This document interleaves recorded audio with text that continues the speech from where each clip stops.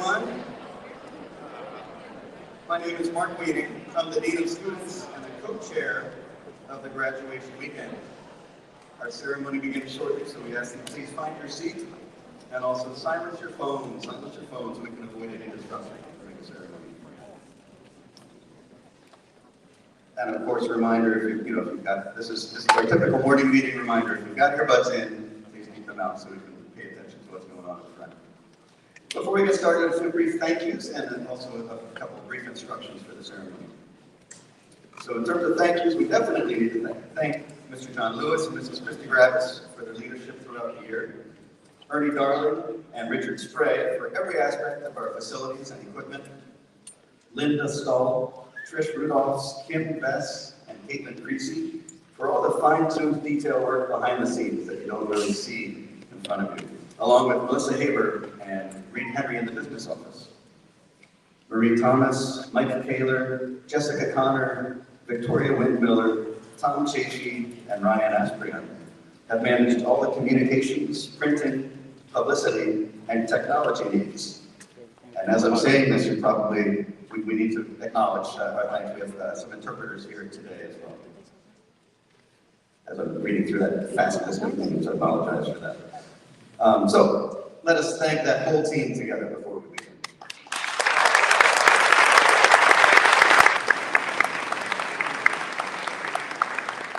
A couple instructions once we get to the awards. We ask that any presenters come up from this side of the stage, come up from the left, and exit to the right. That just helps keep the flow going. And students, if you're receiving an award, please stop. There's an X, literally there's an X to mark the spot on the stage for a photograph before the next presenter comes up. One final note, buses for underclassmen will leave at 11:15 today following the ceremony.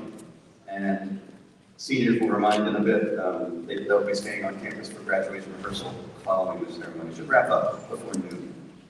Now, let's stand, please, as we acknowledge our seniors.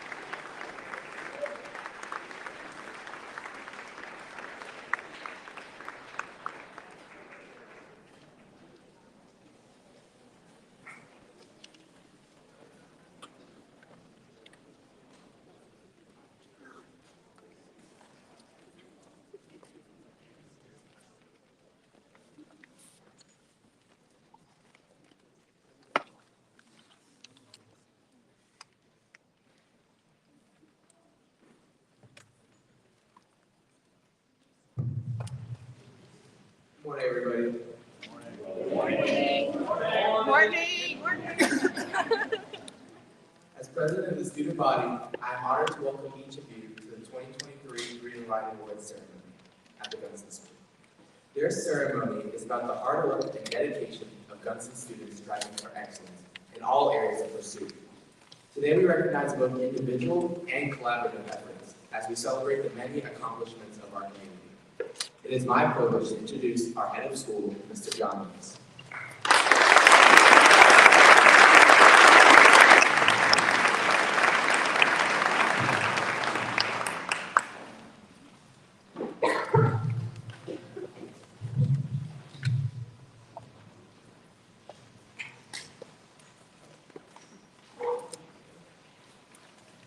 Let's have one last hand for Conan for his great service this year as our student body president.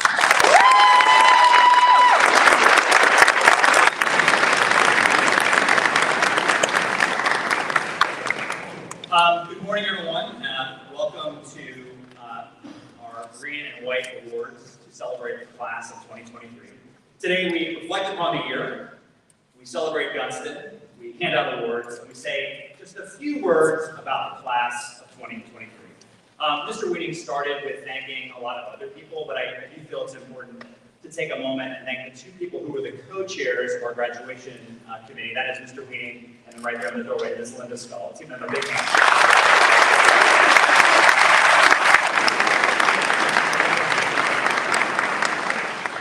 I also want to thank every parent and caregiver who is in the audience today.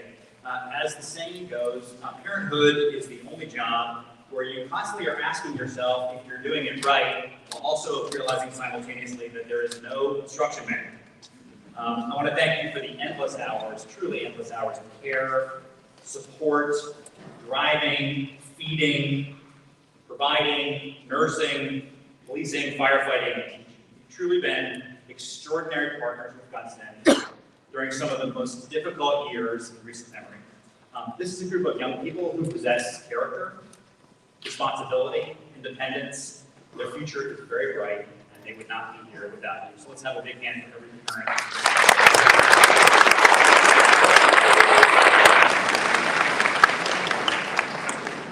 So, class of 2023, each year, I've tried to consider what I might offer you in terms of wisdom. And while none of us can see perfectly into the future, there have been two moments within the last 2 weeks that have suggested to me what the central challenge might be for you as you embark upon your future. The first happened about 10 days ago. I was fiddling around with a new artificial intelligence application called Gamma. It's an AI interface where you enter an idea or the outline of idea, and it converts that idea into a gorgeously developed slides presentation. Essentially, I put the outline of Gunston's environmental strategic plan into Gamma, and I'm just going to make the noise of what happened when I press the button. It was amazing. It was sort of that pushback from the chair moment. And the only other time I've ever had a moment like that was in 1995 when I was living truly in the middle of nowhere, and I received my first email. I had a moment where I pushed my chair back to my desk and realized that the world was going to get very small, very fast. And I was right. The web transformed our world in ways that I frankly could never have imagined. But it happened with such speed that even now it takes my breath away.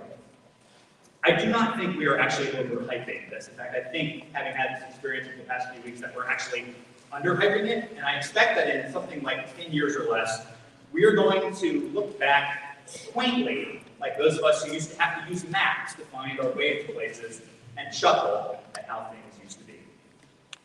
The second moment happened on base studies. I was sitting in quietly reading at the breakfast table in a hotel room in Charlottesville, and Julie Buchanan, who had clearly been appointed the spokesperson for the group, came up and asked me the most profound questions. Mr. Lewis, I have a request. Krispy Kreme Donuts is giving all high school seniors a free dozen donuts in honor of their graduation. So can we? I put my hand up and I said, absolutely. So a few hours later, we sat in the lobby of Krispy Kreme. We took photos with our Krispy Kreme hats on. And for the next few minutes, we talked and laughed as we drove away, stuffing all of our faces with donuts. It was a unique moment of community and camaraderie that had nothing to do with technology or screens or virtual worlds or networks. It was just food, if you can define Krispy Kreme donuts as such. It was connection and conversation between human beings, many of whom didn't know each other very well, even though they had been together for several years. It didn't last long, by the way. I looked in the rearview mirror, and 30 minutes later, pretty much the whole van was asleep with food coma. But we had a moment, and it was really wonderful. And I thought to myself, over the sounds of students snoring, that there are so many forces in our world that are working to pull us away from these moments which are so essential, these moments of connection which are so essential to human experience. So how are you as a generation going to balance these competing forces? How are we going to stay authentically connected to each other? Something that I know we can cherish during the pandemic because we didn't have it, all the while managing these new technologies that have great promise in the ways that they may bring us together, but also great peril in the way they may divide us. To this question, I have a very clear answer, which is, I don't know. I truly don't know. But what I can say is this. I think, this is my message for you today. I think the world is going to change very quickly, and sort of way more quickly than it has changed so far in your life.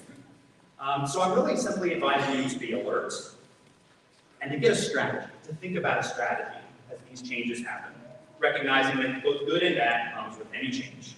And I do believe truly that as Gunston students, you are well positioned to help us across this next social bridge to a better place. So class of 2023, you've amassed an impressive academic, extracurricular, social service, and athletic resume. You've pulled together as a community of classmates. As a class, you are the OG, the original Gunston. You are the final class formed before the pandemic. You are the only class to remember the 8-period, 40-minute schedule. You are the last group of students who can confirm the rumor that there was a ping pong table in the room next to the atrium, as well as that gigantic locker room. After you leave, I can simply say, there was never a ping pong table in that room. No one will be here to dispute it. So as class and individuals, who are you? Nick Abel. I've asked you a lot of academic team questions over the years. I've seen you be both aggressively right and aggressively wrong. In your application at Gunston, you actually said that you were not an athlete, but you have willed yourself into one. And no one studies harder than you. As a tutor, you've been a mentor to others. Good luck confirming. Zach Adams, how did the quietest and most reserved 9th grade kid become the man in the senior class who became the halftime entertainment at the basketball games this year? Zach, you combine a cool, fun-loving, athletic, and scholarly confidence that I know will serve you well at the University of Colorado in Boulder. A few weeks ago, we watched several brilliant films at the inaugural Student Film Festival, and while we may not have seen Maddie Algier front and center among the actors, her name was prominent among the credits. Maddie, although you do not draw attention to yourself, we have all seen what you've accomplished here. And when they roll the credits in 4 years at Towson, I know that you'll be there as well. Olivia Mikulos, you're head of the University of Pittsburgh's honors program. And the two enduring images I associate with you involve the radio headset you use to command rowers on the water and a giant set of flashcards. I just feel like I watch you carrying flashcards. I am not sure what you're eventually going to do, Olivia, but I know two things. You're going to be prepared, and you're going to be in charge. Kelby Booth, when you showed up to Gunston sophomore year, you arrived with a determined look in your eye, which has never left. And you've excelled as a student, and a rower, and a generous friend. Determination and resilience are qualities that only grow stronger with age, and they'll serve you as you launch at Bryn Mawr.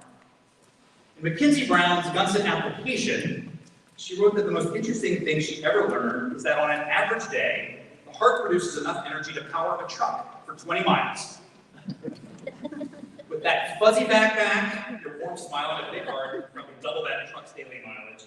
You've been a great student, athlete, and artist, and I know you're going to love the Savannah College of Art and Design. A few weeks ago, I asked Julie Buchanan, who is headed to Dickinson College, what she plans to study. I'd like to be a biochemist, she said.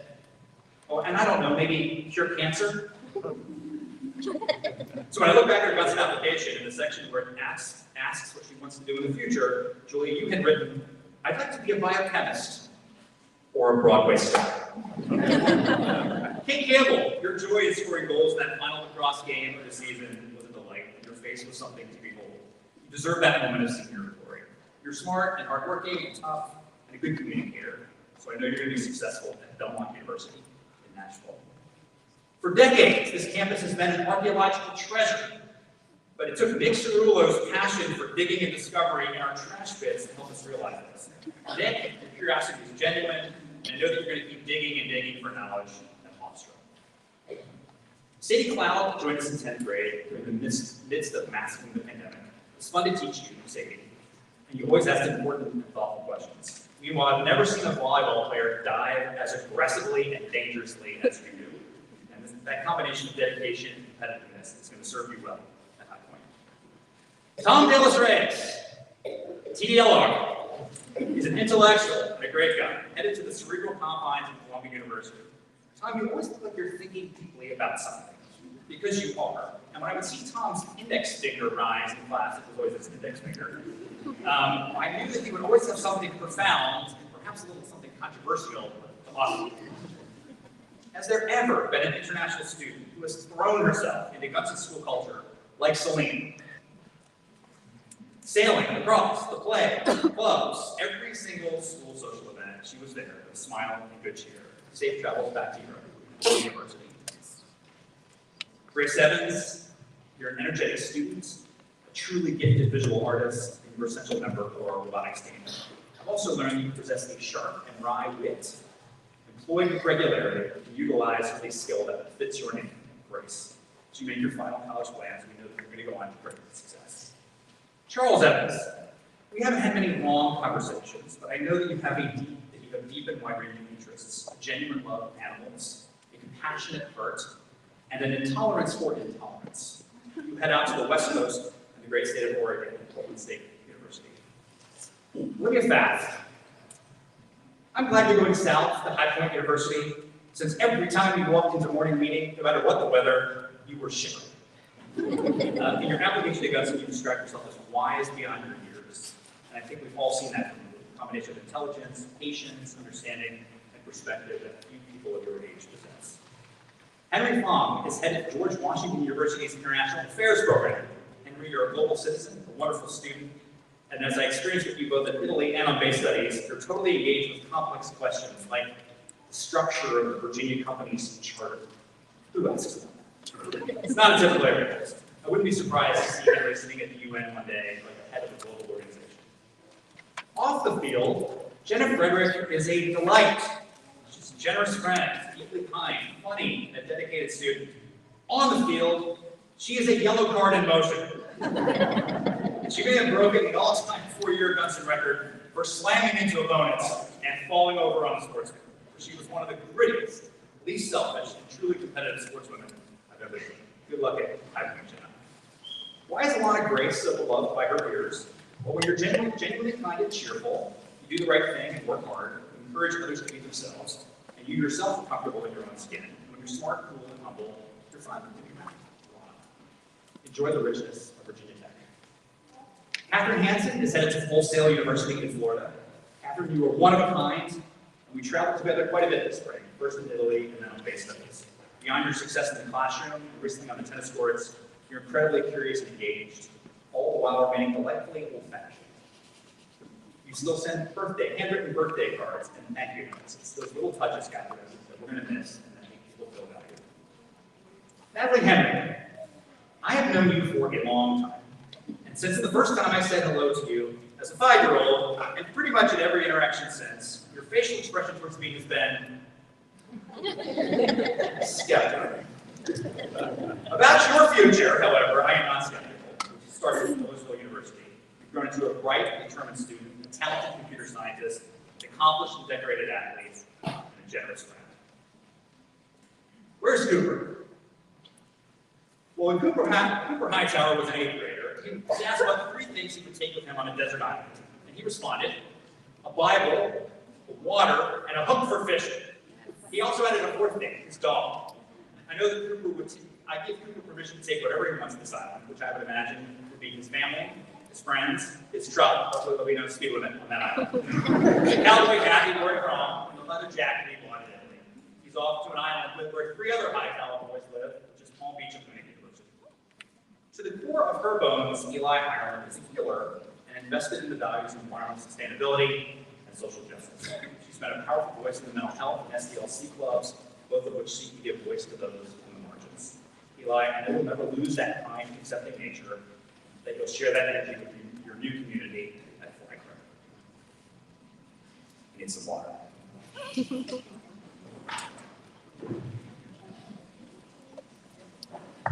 Perfect. Can it really be the case that Nico Izquierdo has only been with us 1 year? He fit Gunston like a custom-made soccer shoe, and he is headed for a very academic post-secondary program in architecture in his hometown of Madrid in Spain. We're going to miss him next year. Nico, unfortunately, is going to miss both today and the commencement exercises because he's taking a national exam for the educational program in Spain, which is only given 1 single day a year, and which is being given at the consulate in New York City tomorrow. So we're on video now, so let's just give Nico a big cheer.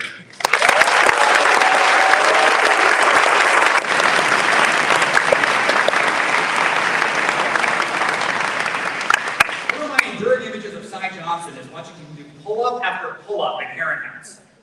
I think it was your sophomore year. Mr. Hoisington, who was not an insubstantial man, looked at me and said, "This kid's a beast."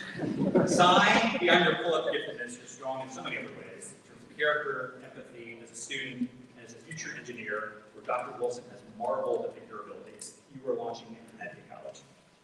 Doesn't matter what time of day it is, the Paget catalog always looks like he's just strolled off the 18th green and headed for the snack bar. In England, there's a saying that some people have what's called a hail fellow well-meant personality. That's you, Paget. Easygoing, fun-loving, a great student, happy to be where you are and who you're with. You headed to the University of Colorado, and I simply have to say, or Ian Kissel. I had a chance to see you excel as a sailor, as a Star CWS student, and as Nico said about you at the Bay Studies election nominating speech at Williamsburg, Ian is the best human being on earth, a doer, not a talker, and someone who can help rescue this sinking ship. As we drove through Norfolk a few weeks ago, it's easy to see how you'll fit in perfectly at Old Dominion. Tess Conarinas is headed across the country to Cal Arts in Los Angeles, and that seems like the right choice to me. Tess, your artwork is arresting, and you have a remarkable ability to create powerful images. I know that someday we'll be seeing your work, which I'm sure we will not be able to afford, in galleries around the world. Tied for first as the most caffeinated senior, Kate Cronkey's Dunkin' Donuts cup should have a place in Gunston's trophy case, except it would be too big to fit. Always ready to go, Kate, you've been an active participant in the classroom, a steadfast member of the crew team, and your face drawings, recognizable for their unique eyes, noses, and lips, and long cheeks, are found in whiteboards around the school. Good luck at something. Paige Cronkey, also tied for first for most caffeinated senior. It was fun to travel with you on Bay Studies, and as we joked, I've now seen you spill coffee in 2 states and DC. You have a great sense of humor, and with steady dedication, you distinguish yourself here as a student, as a rower, as a loyal and generous friend. Here's to your continued success. That's all right. When asked what the one thing he would do over again in his life, the 8th grade Aiden Lafferty confessed to this terrible sin. Once, when I was, do you remember this? Once, when I was 8, I yelled at younger kids to move as I was sliding down a slide to catch my friend, and I felt bad afterwards. Worst thing you've ever done? Oh my God. The world needs more people who listen with a kind ear, Aiden, and I know that your compassion will take you a long way, starting in Pennsylvania College of Technology. Garrett Lang heads to Elon University in North Carolina. He combines intellectual curiosity with a high intellect, with a strong work ethic, and with endless energy. Garrett, you're always the last man off the slopes after dark at Masters Holiday, and you pound the tennis ball like it's done you wrong. These gritty qualities are going to serve you well. Jenny Latour is headed to Salisbury. She's an academic powerhouse and a great friend. This is Gravis shared with me that on Bay Studies, you were a human blanket draped over others. Meanwhile, I will never forget the moment when I saw the girl who described herself in her Gunston application as short, sweet, and helpful roar onto campus for the first time in a vintage yellow Ford Mustang, which will always remain a parking lot legend. Angie Lynn is Bowdoin bound. Angie, thank you for taking the notion of community so seriously. You have truly made an impact. You are authentic, creative, and kind, and having taught you, I also learned that you are very, very funny. As you said about yourself in 8th grade, I am unstoppable when I am supporting a good cause. I will be the first subscriber to the Ella McGlashan podcast. Ella, I could listen to you chat all day long, which, by the way, I did when I was sometimes following you across campus. It was just, you could. Kind, generous, funny, self-deprecating, and the overwhelmingly honest. Ella, please remain authentic, and I know you're going to thrive at High Point. Julie McClare, for 25% of the day during afternoon sports, you lit up our campus. Meanwhile, during the other 75% of the day, you distinguish yourself as a strong and committed honor student. A true student-athlete student. I know that you're going to thrive at Bucknell. As I said at the prom court, there's a saying that we end up where we belong. Callum Cluskey, when you showed up for CWS, you fit Gunson like a glove. We're glad you stayed. You're a dedicated friend, a responsible student-athlete, a great actress, and someone who understands the value of community. Good luck at Colorado State. If you really want to get to know Ava Melvin, who's off to High Point University, spend 10 days with her traveling in Greece and Italy. I have done it. Ava, there are colorful personalities, and there are technicolor personalities. That's you. I will miss overhearing your daily life downloads with Miss Rudolph's at the front desk. Yes, I could hear you. And your humor, zest for life, and genuine warmth makes you a welcome addition to any situation. Bates Niddle is headed to Belmont University in Nashville. I'm going to miss you, Bates. You bring warmth, charm, and humor into the hallways, zest to the athletic field, music to our ears. And as I learned in your freshman letter to yourself, you're a person who genuinely wants to bring people together. When your band makes it big, don't forget about us. Put on a benefit concert. As a proud member of the Green Team, I remember hearing the news that Lane Parkhurst was elected White Team captain, and my reaction was, gosh, darn it! How could those ragtag slackers have possibly managed to elect someone so responsible, motivated, inclusive, kind, generous, selfless, and competitive? Lane, you've been a star at Gunson. I was glad to have you in class this year. We'll miss your warmth, humor, and leadership as you head off to Wake Forest. Ray Santel has had a great time with you with base studies because you're kind and curious, engaged, earnest, bright, and fun. As we joked the other day, you're also the model of calm and stability. Actually, you have. We'll miss you, and I know you're going to find your passion and place at St. Mary's College of Maryland. In Miranda Pope's application to Gunson, she noted that her theme song is Wishes, which is the Disney World theme song. And when asked what her future goals were, she said, quote, remember what your future goals were? To own Delta Airlines. Miranda, you're an ambitious person with big dreams and goals. The saying goes, if you can dream it, you can do it. Good luck at High Point University. There are two Nathan Porters. The first Nathan Porter is the polite and well-mannered student who holds the door, says please, thank you, and yes, sir, and walks through the hallways with a warm smile and an open heart. The other Nathan Porter wields his lacrosse stick like a hatchet, looking for the hardest hit, serving as the fiery, emotional motor of the team. Nathan's, talking to both of you, we know you're going to achieve great things launching your career from community college. Whenever a student tells me they want to be a doctor, I always ask this question, would I let the student cut me open? Julie Reed is headed to the University of North Carolina, Wilmington to study psychology. So I must ask, if I were in the need of therapeutic mental health support, would I send a friend or family to Julie Reed? After your training, of course. And I think the answer is absolutely. Julia, the world needs more healers, and I know that you're destined to make a difference. I was really curious to read Damien Renee's application to Gunson, just to see one of the most mature and self-possessed students I've ever worked with say about himself as an 8th grader. Here's a surprise. His academic interests include science, technology, and math. But this is the line I really loved. When responding to the prompt, someday I would like to, ... Damien said, someday I would like to become a role model for someone. Many people have been inspiring role models for me, and I would like to pay it forward. What did 8th grader say? Damien, you are a role model, and I know you will keep paying it forward starting this work. This is Isabel Wagner. You've been an incredible rower over the past 4 years. You're a great student, soon-to-be collegiate rower at Washington College, and the co-editor of the yearbook, an enormous and thankless task that few people appreciate. And you've done all this without seeking to grab the limelight. Keep up the great work. I finally got to see Andrew Rich swim in person at the Easy Act Championship this year. It was something to behold. He looked motorized, which is why I know Florida State came going. Meanwhile, Andrew, we also know that underneath those fins and gills is a serious student, a loyal and generous friend, and a great sense of humor. Go Seminoles.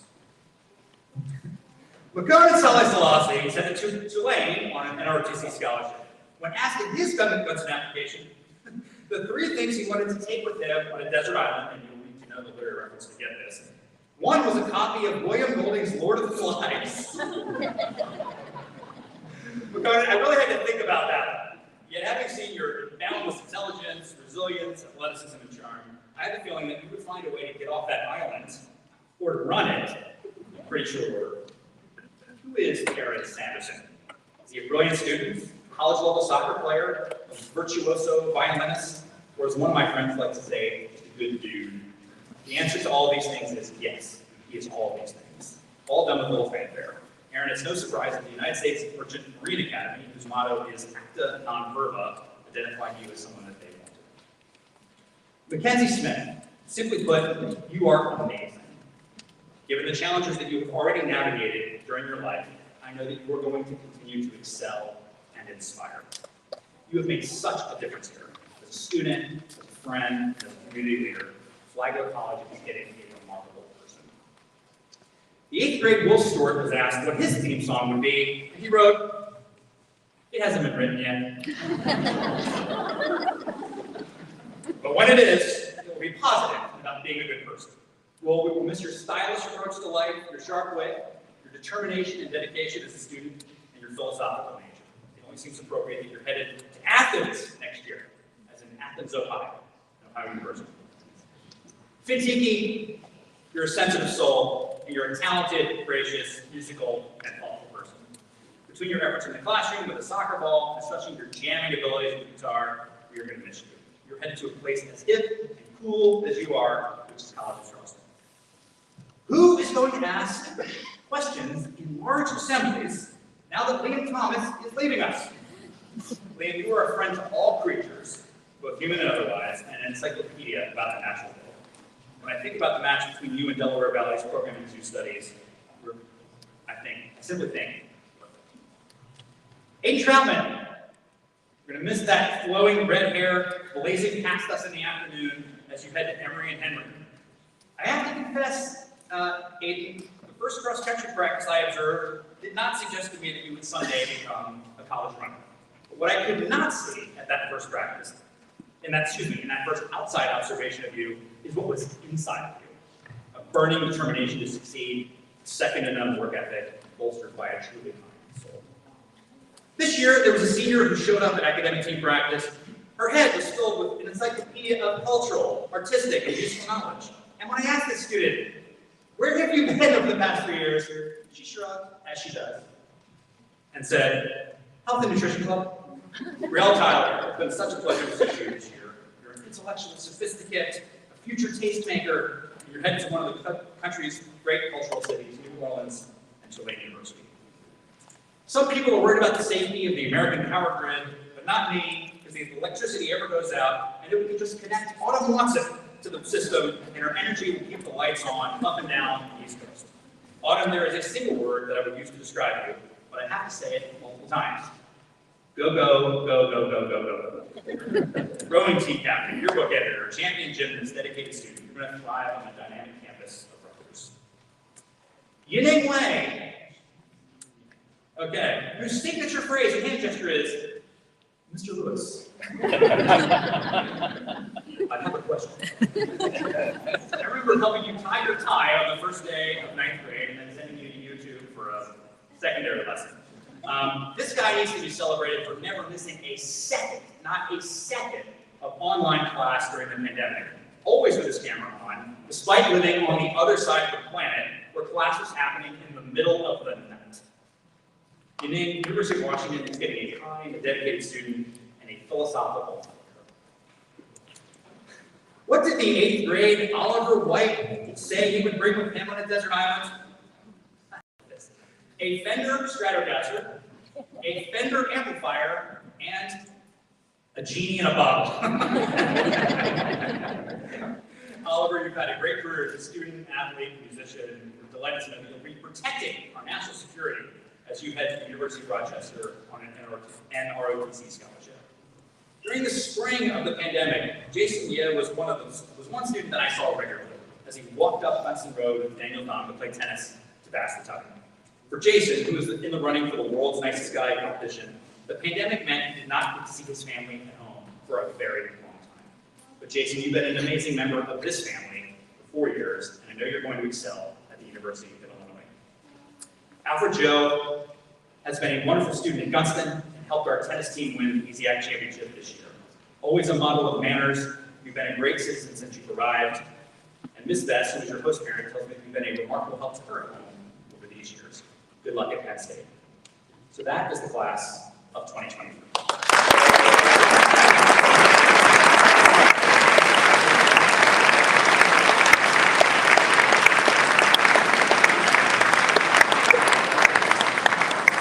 There is one senior who I have not yet mentioned, and since introducing him will lead us into the next part of the program, I wanted to save him for last.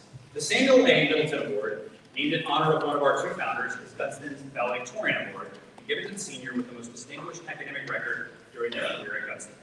Today's winner has a mathematically perfect final GPA. He's taken the most rigorous course load at Gunston, including 8 honors and 11 AP courses, where he earned distinction as an AP Scholar with Distinction, which is granted to all students who receive a score of at least 3.5 on all AP exams taken.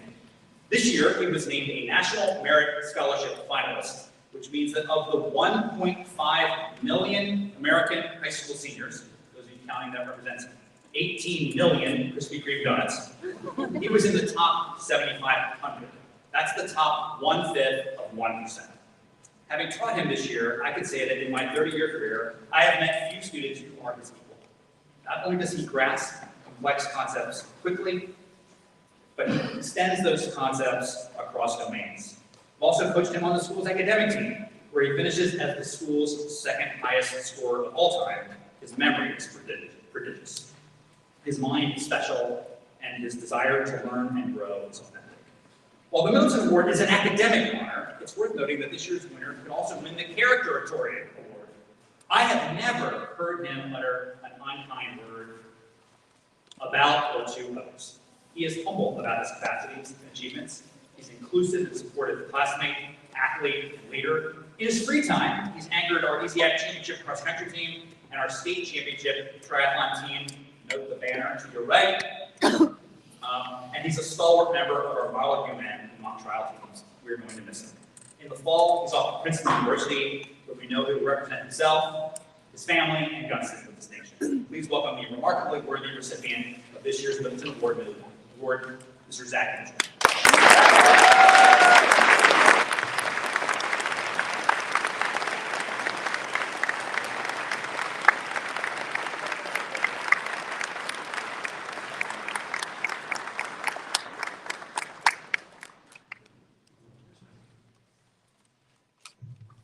Morning, everyone. I feel honored to stand here before you as the class of 2023 valedictorian. This is actually a big first. In its entire 112-year history, I will be the first ever Gunston valedictorian to give a speech written by ChatGPT. So let's see how it goes. All jokes aside, I'd like to start with a few thank yous, because I never would have ended up in this position without the help of so many special people. To our incredible teachers and administrators, I cannot thank you enough for your tireless efforts and for the life-changing connections you build with us students. Your impact is what makes Gunston such a special place to be. To my friends and classmates, I could not have asked for a more fun and supportive group of people to spend high school with. I look forward to keeping in touch with you over the years and seeing where life takes you. To the triathlon team and our coach, Bobby Stevenson, a special thank you, because you guys have taught me so many valuable lessons and helped me grow as both an athlete and a human being in so many unbelievable ways. Thank you for all the laughs and fun memories that I'll cherish for the rest of my life. I also want to specifically thank my friend Davey Renee, who I'm told was an extremely close competitor for this position, and who certainly deserves to be up here every bit as much as I do. Thank you for your friendship and for being such a great role model to me over the years. And finally, to my parents, there are no words to describe how grateful I am for both of them. You've shown me nothing but unwavering care, compassion, and love over the years, and I owe a large part of who I am to you guys. To everyone else I haven't mentioned who's played a role in shaping the person I am today, I give a big and honest thank you. When I look into the audience, I see a room full of diversely talented individuals ready to make their mark on the world. I truly believe that this class of 2023 is one of the most remarkable and successful classes in Gunston's history. Nonetheless, we've lived through quite a lot to get here. These past 4 years, we've seen riots in the Capitol building, war in Ukraine, and of course, the Will Smith slap. Can you believe that was almost a year and a half ago? As freshmen, many of us, especially myself, arrived nervous and unsure of what to expect. Some of us were lucky enough to make the transition to high school with many of our longtime friends, while others, like myself, knew almost no one. For me personally, that combined with social anxiety and 4 missing teeth made for a terrifying freshman retreat. Despite that, we were quick to mesh together as a class. Just as we all started to settle into new identities and new friend groups during that first year of high school, we were hit with a global pandemic. And at that crucial point in our lives when we were supposed to be figuring out who we were and forging lifelong bonds with the people around us, we were suddenly back in our bedrooms watching YouTube and playing Fortnite all day. At least not us. While some were affected more than others, I think we can all agree that that was a rough time. Even when we got back on campus sophomore year, things just weren't quite the same. After not seeing everybody for so long, it was almost like we had to restart that awkward first phase of freshman year. And the masks and social distancing just made the experience even more difficult. But hey, it wasn't all bad. At least we had Among Us to keep us entertained. Junior year was when things seemed to get real. I think in that transition from underclassmen to upperclassmen, many of us were undergoing rapid changes as individuals, becoming more mature, more sure of ourselves, and more conscious about the future. Though it felt like high school had just barely started because of all the disruptions, we were told to start thinking about college. Many of us piled on the honors and AP classes and extracurriculars to help build our resumes, experiencing a good amount of burnout in the process. And then, before we knew it, we had arrived at our last year of high school. I don't know about you guys, but for me, even though this past year has been the best of my life, it's gone by in a blink of an eye. It feels like just yesterday, we were having pancakes at the senior sunrise, or I was crossing the finish line of the cross-country championships, or watching Harrison tear up the dance floor at homecoming. And now we're about to say goodbye to everyone, to the people we've grown into adults with, to some of the best friends we've ever had. Many of us, including myself, are nervous for the chapter ahead. There's a lot of uncertainty that comes with it. Most of us are going to new cities and new states and even new countries where everyone will be a stranger. And that's a really scary prospect after becoming so comfortable with the people around us for the past 4+ years. For those of you especially worried about this, think about it this way. If you were able to find friends at Gunston, some tiny school on the eastern shore of Maryland in the middle of nowhere, then you can find friends anywhere. Despite the anxiety, many of us are equally excited to get on with the rest of our lives, to make new memories and meet new people and find new passions. As we all embark on this next chapter, I want to leave you with the most important lesson I've learned in high school, which might sound a little cliche at first. Wherever you see yourself going in life, focus a little less on the destination and more on the journey. As you might imagine, I've worked pretty hard to earn the title of valedictorian. Really hard. In fact, for the first 3 years of high school, academics was pretty much my entire life. And that's been by far my biggest regret. Now, I'm not exactly saying I regret working hard in school, because I don't. That's what got me where I am today, and I'm happy with where I am today. But it caused me to neglect other important aspects of my life. As my dad likes to say all the time, with all things in life, there is a balance. Throughout our lives, perhaps the most important thing we need to balance is thinking about the future versus enjoying ourselves in the present. All of us, especially as Gunston students, are told that we need to be constantly planning for college and for our careers and for the rest of our lives, and that we need to work really hard now so that our future will be successful. And for good reason. To become successful and happy in life, you must be willing to have self-control and delay gratification for payoffs that you won't see right away. But like I said, you already know that lesson, because it's been drilled into our heads since we were kids. I think the opposite lesson is unfortunately often forgotten and deserves a little more attention. Worrying so much about the future that you aren't able to enjoy the present moment is just as real as a problem, and that was my problem. For most of high school, I worked and worked and worked because I had some vague desire to get into a prestigious college. That work paid off, and I'm happy that it did. But because I didn't take the time to slow down and enjoy my high school experience along the way, I missed out on a lot, and that's time I'll never get back. But I'm thankful I was able to learn this lesson at a young age, and not later in life. And that's why I want to share it with you now. We still have our whole lives ahead of us. 30 years from now, no matter how successful you might be, I bet you would give anything to come back to this age in this moment in time. Maybe you haven't experienced this problem that I'm talking about yet, but if you haven't already, I can guarantee you will at some point, whether it's with college, or your career, or some other big thing that consumes your life. And when it happens, when you become so obsessed with the goal that you're making yourself miserable for months or even years on end, here's my advice. Yes, work hard for the future. Yes, save up money for the future, but never put off your happiness for the future, because I promise you that sacrifice is not worth it. Chase your dreams, but don't put your life on hold for them. Life starts now, so enjoy the journey, enjoy college, fill your days with as many experiences and relationships as you can. Make the most of what little time you have on this earth, so that you can say you lived every minute of it. Well, class of 2023, it's been an awesome 4 years with you, and I wish you all the best. Thank you.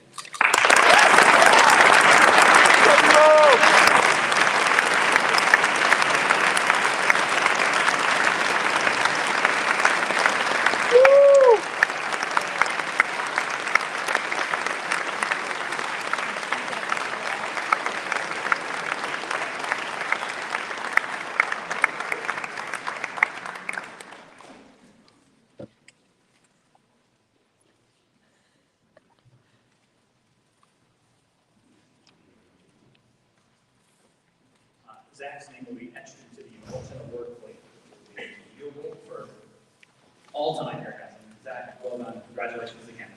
Can we please invite to the podium Mr. Bobby Stevenson, who will present the Moore Award program.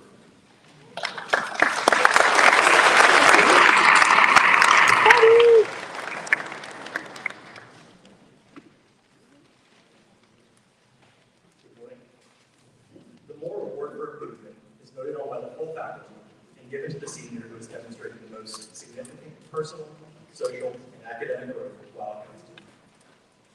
I've had the privilege of working closely with the recipient of this award since their earliest days on campus and watching them grow into the affable, respectful, confident, and multi-talented soon-to-be graduate that they are today. And that has been an amazing experience. Through a requirement schedule, I've only taught this student one class during their time at Kingston, but numerous teachers have attested to their intellectual growth in the classroom. The lack of time I've spent with this student inside the classroom is more than eclipsed by the thousands of hours I've spent with them running the trails, cycling the roads, and swimming the rivers of the Eastern Shore and beyond. By this point, you've all managed to significantly narrow down the candidates for this award. But allow me to say just one more thing. In my time at Gunston, there are very few students who have made a transformation on the scale of this one. And everyone who has had the pleasure to know them knows exactly what I'm talking about. The 2023 Moore Award goes to the two-time EZAC cross-country champion, owner of a 50-mile run, highly decorated duathlete and occasional triathlete, and future Emory and Henry cross-country and track hall of famer, the one, the only, Aiden Trout.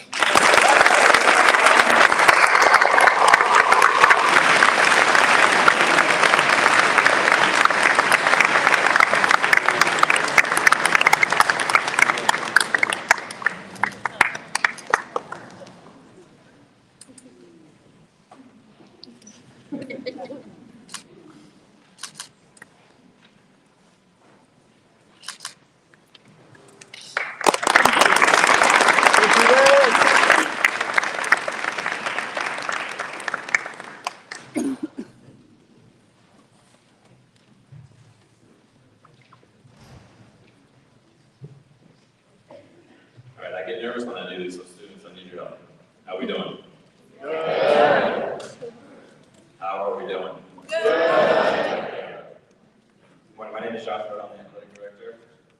my honor to be able to present this year's Anita Bruss Athletic Awards to our top male and female student athletes.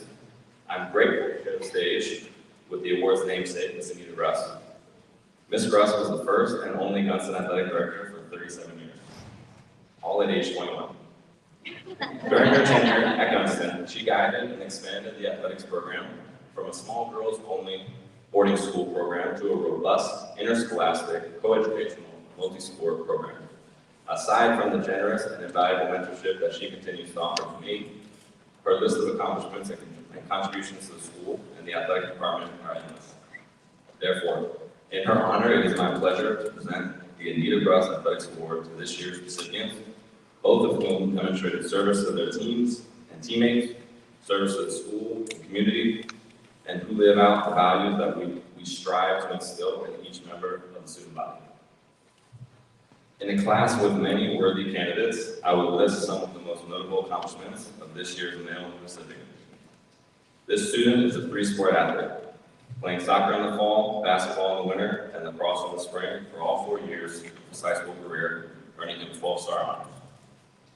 For the past 6 seasons in a row, this student has made the EASYAC All-Conference team in his fall, winter, and spring sports, showing how consistently valuable he has been.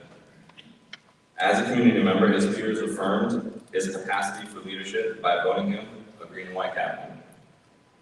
This student has also taken on a rigorous academic course load during his tenure at Gunston, including AP and honors classes, earning high honors and honors multiple times.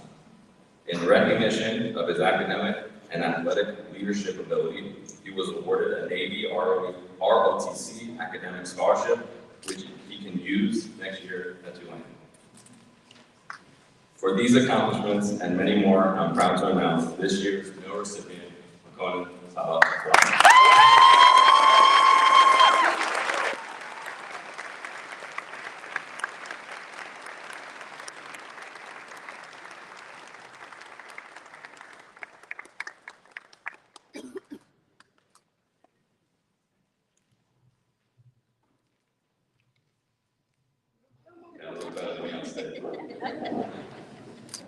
Also, in a class with many worthy candidates, I will list some of this year's most impressive accomplishments from our female recipient.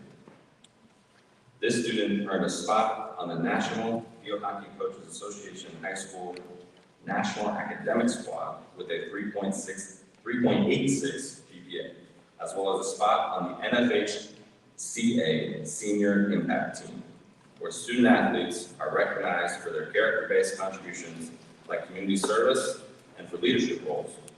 And as an active member in the Mental Health Club, Give Club, Environmental Club, and Diversity Leaders here at Gunston, this student stood out even amongst the standouts. This student has been making an impact on Gunston athletics for the past 12 seasons straight, earning EASYAC All-Conference honors 5 times, all while taking 5 AP courses and 11 honors courses during her time at Gunston. Outside of all that, she somehow found time to be a gifted gymnast, winning a Maryland State Individual Championship in the all-around competition. That takes a level of time management, discipline, and passion that is uncommon, which is why What's Up Eastern Shore magazine did a piece on her in their February issue, highlighting her engagement and excellence on and off the field.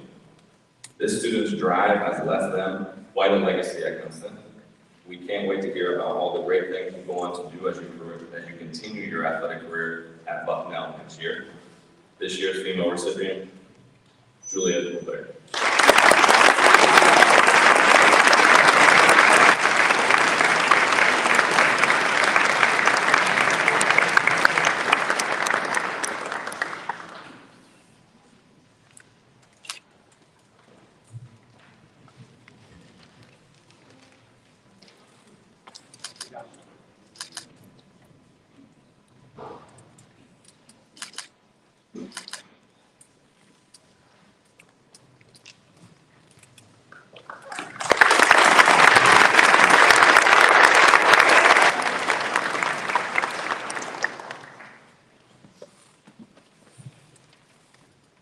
Now, the 12-star award winners this year. Some logistics. I will read through the names of the 12-star award winners as one list, as you hear your name, please come up, get your award, and remain on stage. If we could hold our applause to the end. Once all the student athletes have been announced, we'll take a group photo, and then while the students come up, I will read through what it is to be a 12-star award winner. This year we had 10 12-star award winners. Aaron Sanderson, Autumn Watson, Isabel Wagner, Julia McClary, Kate Cronky, Makona Sasalasi, Oliver White, Paige Cronky, Kate Campbell, and Zach Wonder.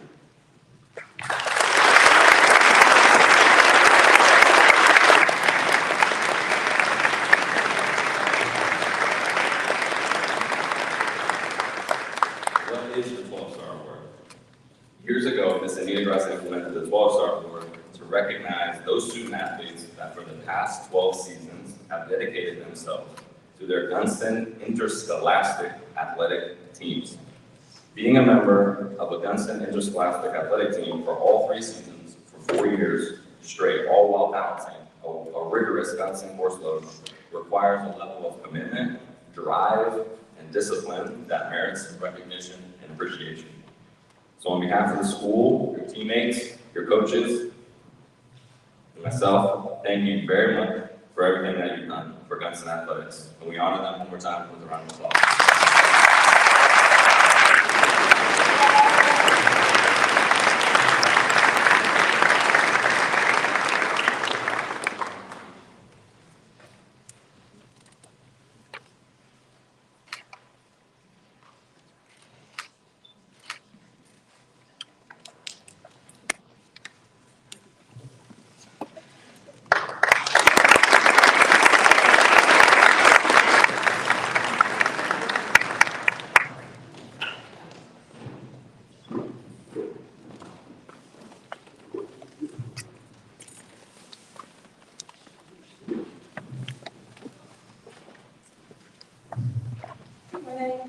For those of you who don't know me, my name is Kate Larimore, and alongside Dr. Ryan Asperon, I co-direct the Gunston Players. This year we had a large cast and crew working on our production of The End of the World with Tom DePaula. And if there's one thing that this production made clear with so many different actors involved, it's that the World Theater is not simply about performing your singular role on the stage. It's a group effort based in cooperation, keeping spirits high and working together to ensure that everybody feels heard. This is not, of course, to overlook the talent that is involved. The recipient of this year's Theater Award has graced countless stages prior to our own, breathing life into characters with authenticity and depth. She has showcased both her remarkable talent and unwavering commitment to her craft. Her talent illuminated our stage, but it was really her remarkable leadership that set her apart from the rest.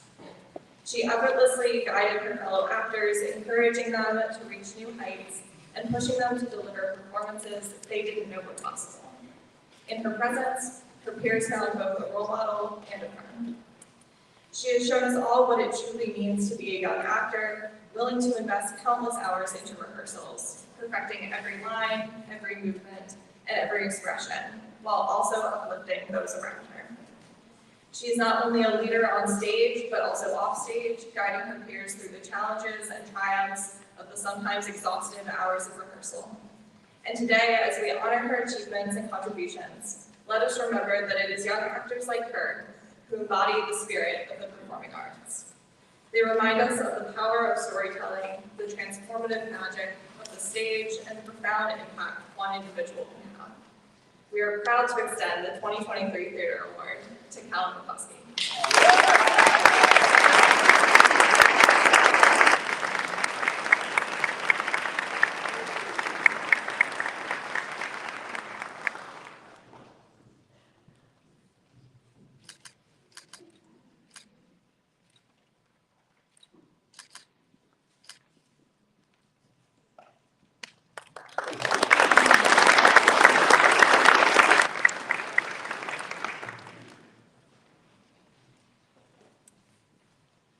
Hi, good morning. My name is Ryan Asperon. I'm a Performing Arts Department Chair and the Director of Diversity, Equity, and Inclusion here at Gunston.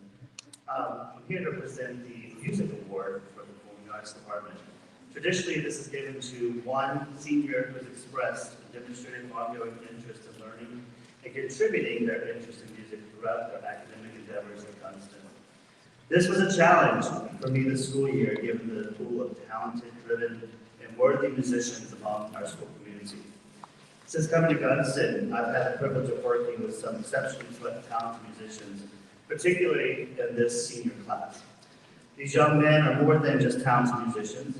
They've also been best friends through their gift of music since they met at country school. Seeing these students work collaboratively to create new music, perform with their peers, and be willing to help others in their own musical growth is truly humbling to me. Narrowing down this award to just one student became a nagging thorn in my side over the past few weeks. I couldn't separate these students and their ability, but I was able to justify two students for what they've contributed to our school community. One being that they created and arranged music for our past 2 play productions together, participated in all of the Night of the Arts and open mic events. They also helped me co-teach classes of piano, guitar, and contemporary ensemble, and were also participants in our first AP music theory class offered here at Gunston. So I had no choice but to recognize 2 musicians for this music award because I couldn't imagine the creativity of one without the support of the other. I'm honored to be an influence in their journey, and I look forward to their future creativity. Please join me in congratulating Bates Diddle and Finnegan Tiki.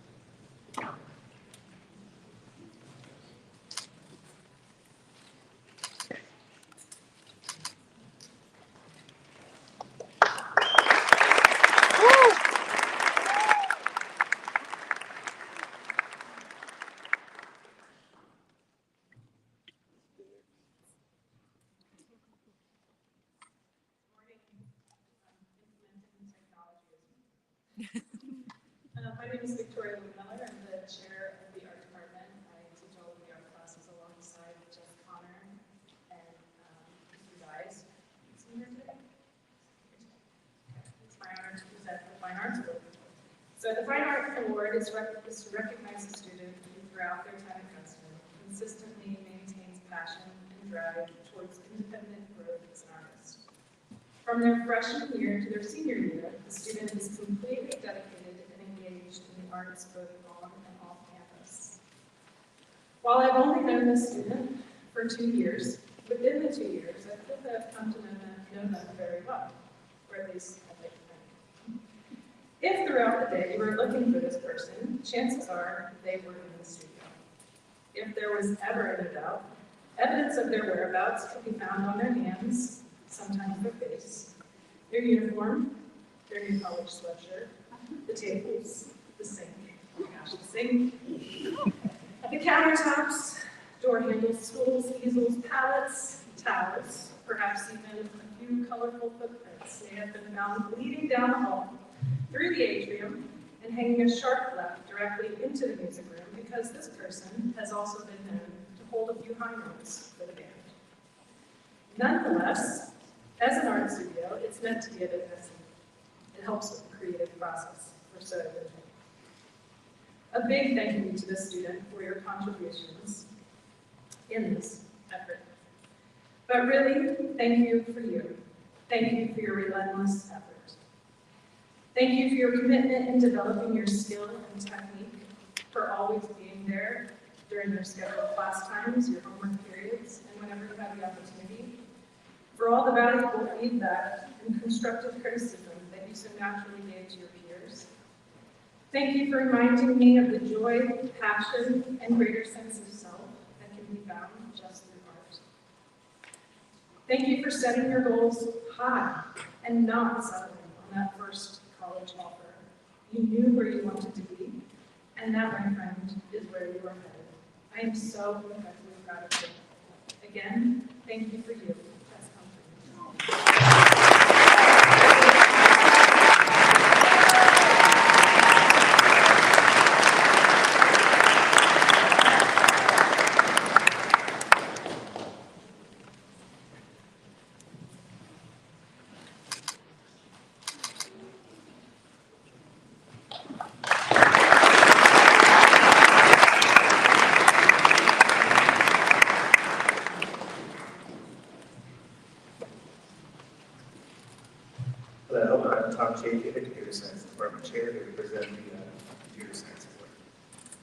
Computer Science Award recipient is an individual who has demonstrated enthusiasm for technology and coding throughout their 4 years. Entering the field with no background in technology, but with all the curiosity in the world, this year's recipient of the Computer Science Award showed perseverance and determination every step of the way.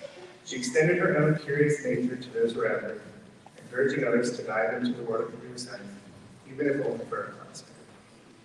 Her energetic and sportive attitude created an environment that was welcoming to all. As she developed into the student of science that she is, she became a role model for others. More specifically, as per their independent studies, this individual was a teaching assistant to over 60 students, mentoring first-year programmers on coding fundamentals, and collaborating with sophomore elective students to engineer and design in 3D modeling spaces. Much of her free time in the Idea Box was spent ensuring that the space was ready for the next big project. A catalyst for creative innovation, she helped champion the computer science department at Princeton.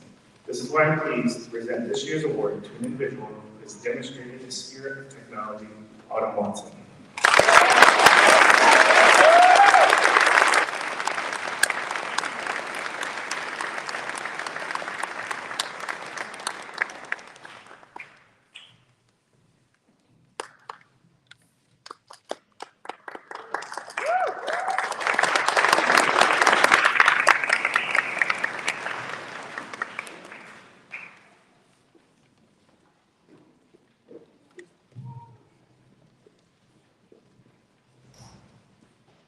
Good morning, I'm Ken Wilson, and I teach physics and robotics. I am thrilled to announce Damien Renee as the recipient of this year's Engineering Award. As a leader of the robotics team and of the Science and Engineering Club, Damien exhibits the qualities that make an exceptional engineer, including a positive can-do attitude. What sets Damien apart, in my view, is his remarkable composure in the face of adversity. When things go wrong, he remains calm, relaxed, and focused, allowing him to tackle challenges with a clear mind.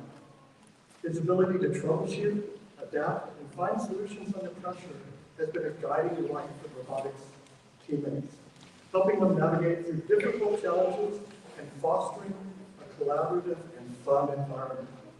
I think everyone on the robotics team will agree with me that Damien is a living embodiment of competition. Congratulations, Damien, on this well-deserved recognition of your outstanding achievements. Your dedication, leadership, and unwavering commitment to excellence have made a lasting impact on the Insight program at Princeton. You left us better off than we found us. Thank you.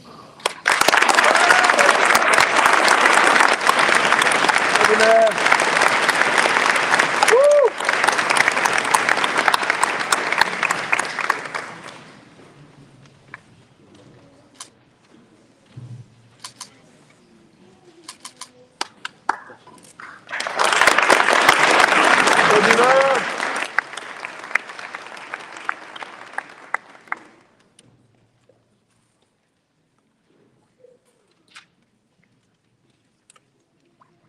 Good morning, everyone. I'm Dr. Mariah Goodall. I teach biology, anatomy and physiology, and brain science.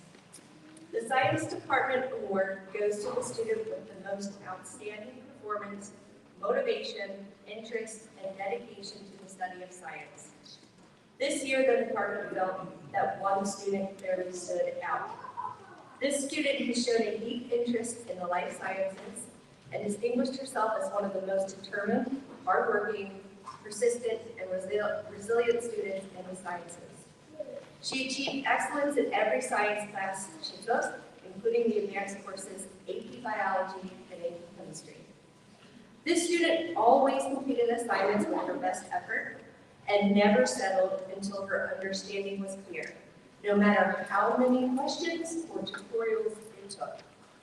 In addition, she arrived each day with a natural curiosity and enthusiasm for learning and is truly one of the hardest workers I've ever seen. It is my absolute pleasure to present the Science Department Award to Olivia Amigdala.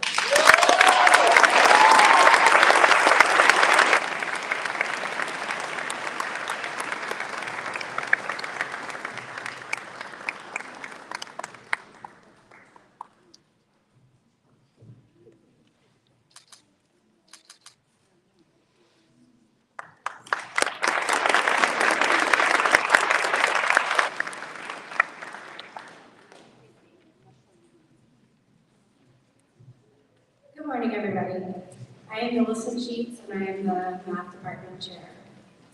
The math award is given every year to a student who demonstrates strong aptitude and interest in mathematics through their coursework, their grades, and interest in the subject, both in and out of the classroom. This year's recipient embodies all of that. The recipient of the math award took 2 math classes every year of high school, except this year. In 10th grade, all you underclassmen, are you listening out there? In 10th grade, this student took pre-calculus and AP calculus. In his junior year, he completed calculus and analytical geometry 2 and 3 at the college level, finishing his high school math career with linear algebra as a senior. Much to my dismay, this student was on the green team. But notice Ms. Kravis has taught me to wear white on top. Last fall, every year that he's been here, he has competed in the Green and White Day mathematical competition. Last year, he was so convinced that his answer to a question that I marked incorrect was correct, that he spent days after Green and White Day writing a 2 to 3 page mathematical proof, which proved that he was right and I was wrong. I had to turn those points over to the green team. This student has dedicated many hours peer tutoring, even coming to school early on those Wednesday mornings when the faculty is meeting, so that he could find time to meet with students who needed his help. Last year, he spent a great deal of time in my room working with students and tutoring them. I got to witness firsthand the students' incredible understanding and passion for the art of math. He is so passionate about math that his college essay was written about math, and he is going to Furman University to study math. Nick, the math department, could not be more proud of you for your ability, your accomplishments, and your love of the subject. This year's Gunston Math Award is presented to Nicholas Abel.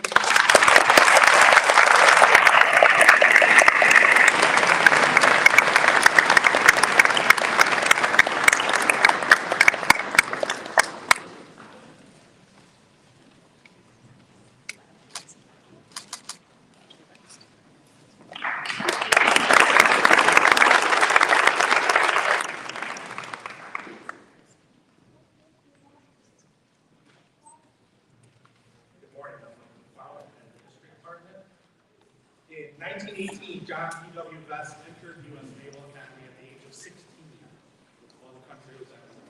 He moved up to the ranks, and after World War II was in command of the aircraft carrier Franklin Delano Roosevelt.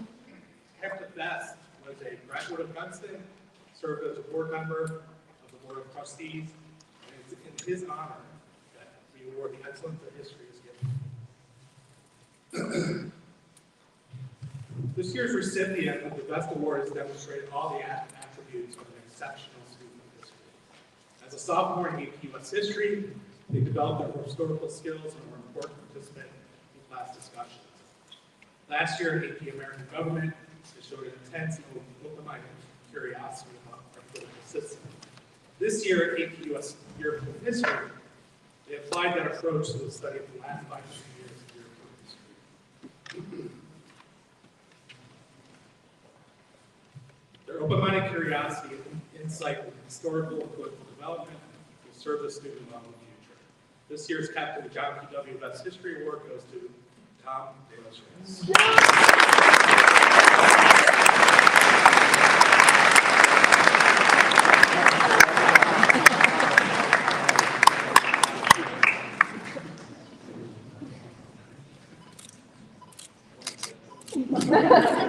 Cool, Tom.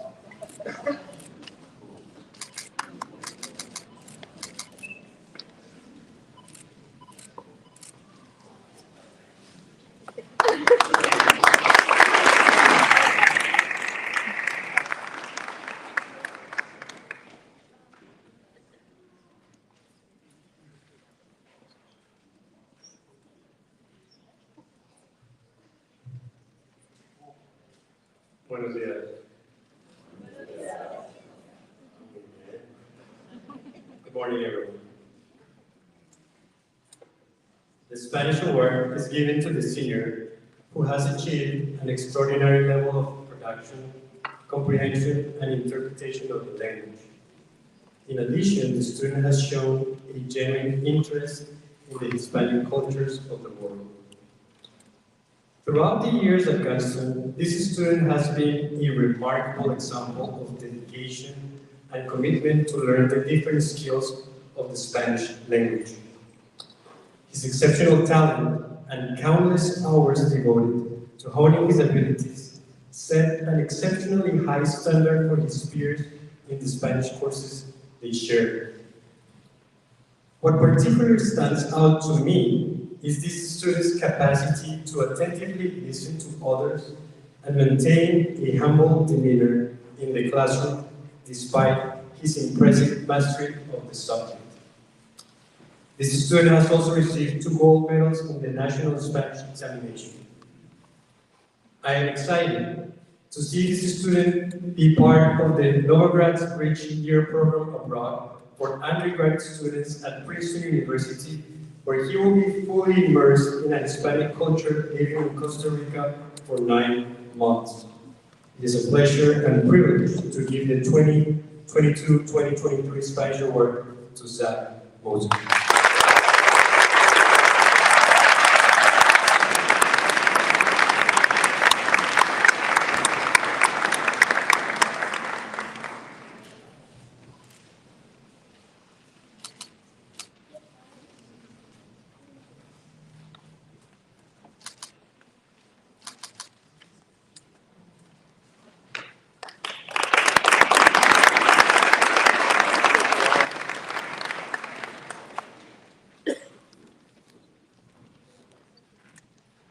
Again. It's my pleasure to lead the International Student Program here at Gunston. I think you would all agree that the campus would not be the same without our international community. This year we welcome students from China, Germany, Spain, and Switzerland, and I'd like to take a moment to present them with a certificate of recognition for their outstanding achievement in international studies and contribution to this Gunston community. For our international students, please come up, Leah Burley, Celine Donat, Henry Fang, Phil Kokoschka, Celine Cuban, Nicholas Bruce, John Serafinellis, Evgeny Wee, Jason Ye, and Alfred Zack. Please come up.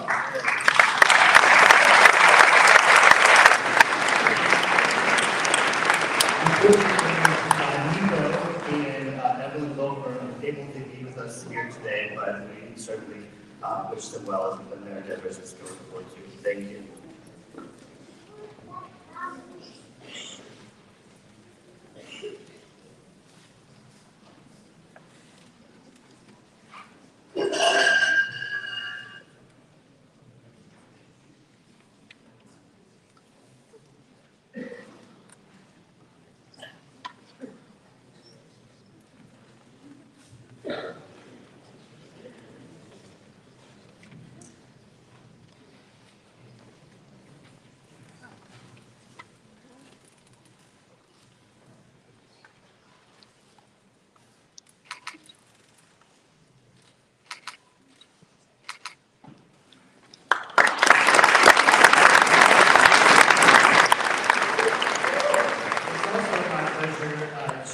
This year's Immersion Award.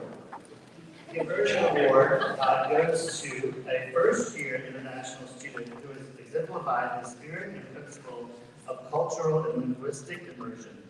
The student will have engaged fully in all academic classes, participated in clubs and athletics, and will have engaged socially across the student body. The second I sat down to consider the appropriate recipient for this award, Celine, and all of her passion, energy, and personality brought the biggest smile to my face. From the second Celine joined our school community, she has made the most of her international experience. In the fall, she was a member of the sailing team. In the winter, she was a member of our annual play production. And in the spring, was a member of the Girls Lacrosse team. She's not only an extremely talented artist, but let's not forget our 2-time high eating contest champion.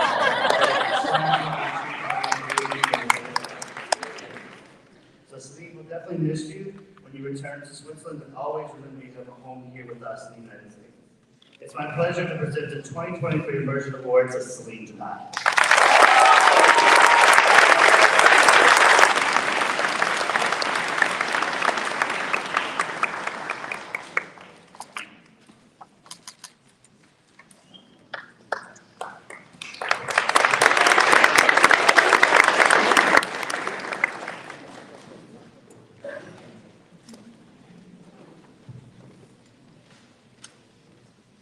Good morning. The Sandra Slayton Spears English Award, named in honor of Sandy Slayton, who was a very talented writer who focused on fiction and poetry and had a passion for English and literature. Sandy was a great person. She died one day driving in a car with her father. She was with her 4-year-old son, and the father was driving. He survived, but Sandy and her son did not. In honor of Sandy and her family, I'm very excited to present this award to a young woman with a passionate appreciation for the power of fiction, poetry, and literature. Kenzie, as a fellow word nerd, to say that I won this game, your teacher is an understatement. You've been an invaluable member of the classroom and the community for 2 years, with a lot more to be. You aren't just a student, you're a teacher, you're a poet, you're a storyteller. In short, you and your writing embody everything that Gunston values regarding what someone's story can offer us. A window to human experiences different from our own, a mirror that reflects and validates our pain, our hopes, and triumphs. Your writing not only offers proof that there is beauty in everything, but you also offer me encouragement to go out and swim. When I read your writing, I'm reminded of something that Sylvia Plath once said, to quote, "Everything in life is writable about if you have the outgoing guts to do it. Kenzie, you have the guts to do it. And so much more. And to that end, I'm very excited to one day see you on this stage and stages like it, as we celebrate everything that you and your books have to offer us. I'm confident that the presentation of this award today is just the beginning of that celebration. Please join me in welcoming Kenzie to the stage.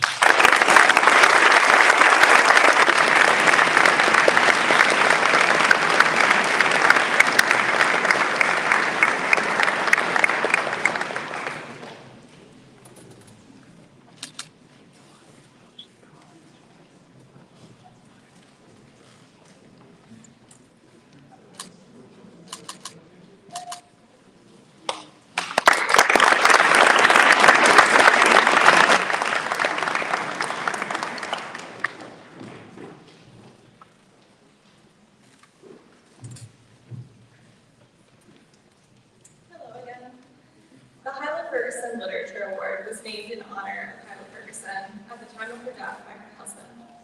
David described Kyla as an avid reader with a deep love and appreciation for all literature. This year's recipient has proven not only to be an active and loving consumer of literature, but also to be an advocate for it. Books have an extraordinary power. They introduce us to new perspectives and ignite our imaginations. The recipient of this award has recognized this power and harnessed it to create an inclusive space where literature is cherished, celebrated, and used as a catalyst for change. In English class, the student leads every discussion with the most thoughtful insight. The extent to which she analyzes all forms of literature, from poetry to drama to short story to graphic novel, makes her a model for all critical readers. Outside of the classroom, she has spearheaded the Tide Book Club, sharing inclusive literature with the community at large. She enthusiastically encourages her peers from all grade levels to join in, creating an inviting and supportive environment for students to experience the joy of reading alongside their friends. Through her leadership, this book club has become a sanctuary for literary exploration. With her radiant spirit and genuine warmth, she has encouraged even the most hesitant readers to dive into the world of literature. She created a safe space where ideas were shared, discussions flourished, and friendships were forged. Her own infectious enthusiasm for reading became the base for countless individuals to explore new literary horizons.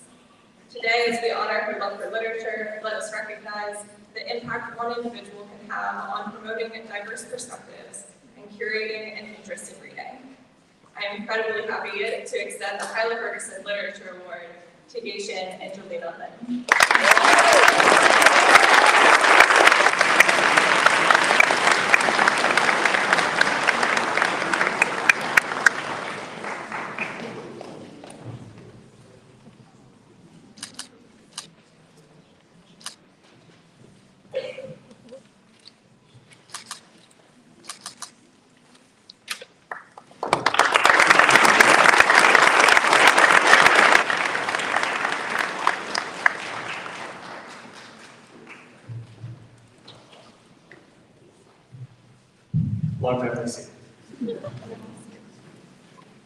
For those of you who don't know, the symposium is a year-long project that challenges juniors to discover the power of stories by reading a selection of books by an author of their choice. Students write an essay arguing why that author should be read by others.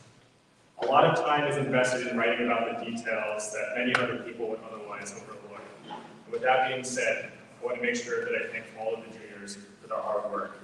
Please give them a round of applause.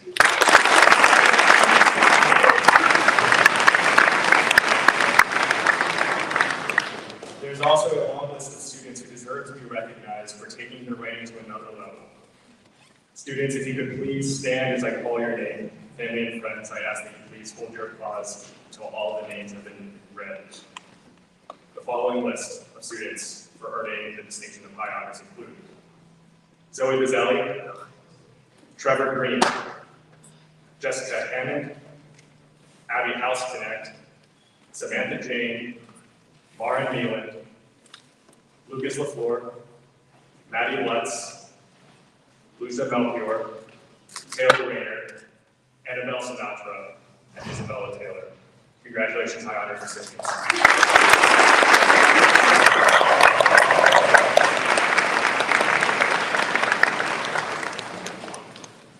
And now for the symposium award itself. To earn this award, a student must not only offer their audience writing that is clear, concise, and cogent, but their writing should also authentically celebrate the power of storytelling. To begin, I have to admit that I wish that I could write like this student. Like, I really wish that I could write like her. She is ambitious, she fearlessly tackles big ideas, she is curious and caring at her claims, deliberate with the details, and most notably, her penchant for metaphor is unparalleled. My mentor once told me that we use metaphor to explain the otherwise unexplainable to others, and I used to believe this, but after reading this student's symposium, I'm not so sure anymore. My mentor was on to something, but this student is on to something greater. We don't just use metaphor to explain the unexplainable to others. We use metaphor because we believe, we have the hope, that other people can and they will understand us. This student reminded me when I needed it most, that even when it seems impossible, we can understand one another. So I've learned that from you, Taylor. It's fitting that you, Gunston's master of metaphor, would write about C.S. Lewis, who wrote through metaphor in a way that his dear friend Tolkien really didn't like it. But then again, Tolkien didn't read your defense of his friend. Tolkien didn't read your own metaphors, and if he did, maybe he would have felt differently about his quiet friend. Because he would have taken away a powerful message of hope and understanding from the writing of a quiet herald who, kind of like a metaphor itself, has so much to say if you're willing to listen. So here's a quote from Taylor's essay. Reading reminds us to find worth in the silence. The quietest are truly the ones roaring the loudest. So maybe we should all start to listen to the beasts in our world that hide behind various covers and waves of paper, waiting to meet the faces of those curious enough to listen to their silent words. Let's listen to the silence. It has so much to offer. Don't you wish that you could write like Taylor too? The recipient of this year's Symposium Award is Taylor Rayner for her writing on C.S. Lewis. Please join me in welcoming her to the stage.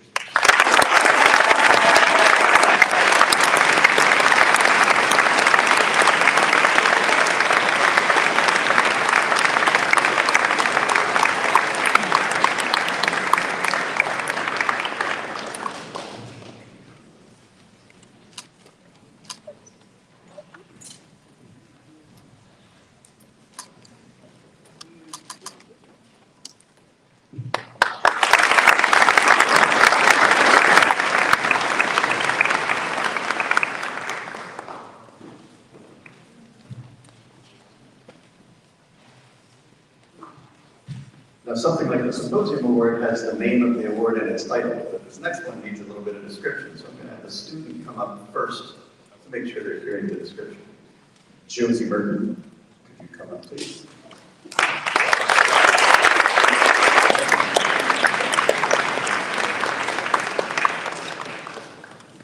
I'm just checking. Sometimes the Bachelor family is able to join us, and I wasn't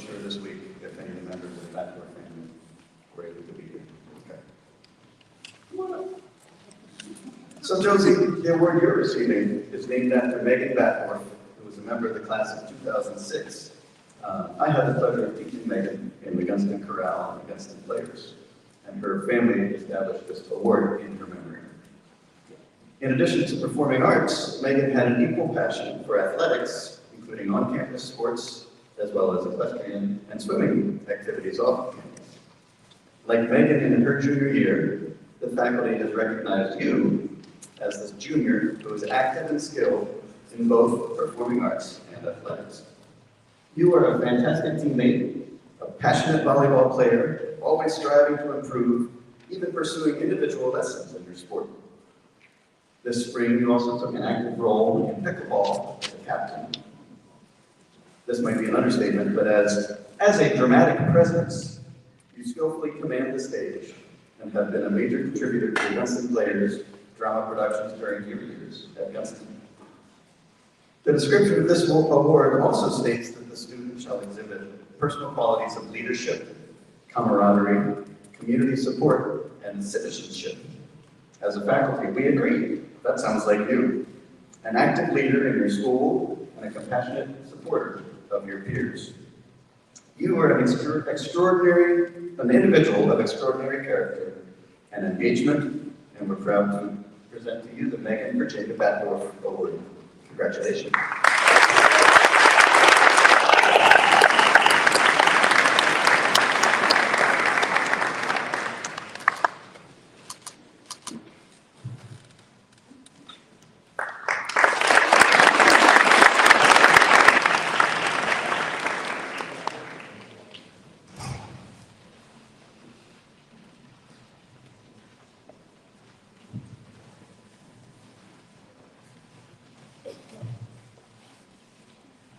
Good morning. Nice to be here.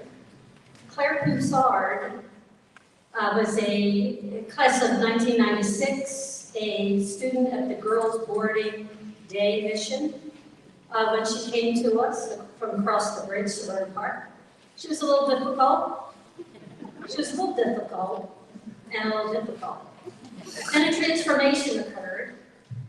And extremely pleasant to be around, creative, athletic, smart. Her parents and Claire were so appreciative of what happened to her at Gunston. They established an award given to a rising junior, and this is a monetary award. And I'm here to speak specifically about the student that we have chosen. I have had the honor of knowing this Gunston family for a long time, and it's no surprise that one of its members is the recipient of this award. I was going to say that I met this student the summer before his freshman year, but it would be more accurate to say that I met this student when he was 8 years old and appeared barefoot and in swimming trunks at a graduation reception. But fast forward 5 years, and we met again to talk about Holden Caulfield and algebra. He was quiet, insightful, and thoughtful, but also incredibly scattered. Freshman year, under intent, did not help either. The world just seemed to move at a different pace for this student, and schedules and deadlines were a challenge. However, in the past year, many of us have seen great improvements in his ability to engage in his academics and focus efforts towards great goals. On the sailing team, he has gone from a recreational sailor to aspiring for a leadership position. He is consistently early for school and can often be found reading in Miss Larimore's room, likely as a result of fully embracing his symposium author, Alan Moore, a graphic novelist. This has fueled his goal of pursuing a career as a graphic designer or novelist, and Mrs. Bigger noted that he tackled the deep themes with an open mind and keen analysis, surprising himself with how much the material shifted his perspective on the world. This year's recipient, Mariner Shute, is curious, bright, and kind, and I'm thrilled to announce that he is the winner of the Claire Poussard Award. Congratulations.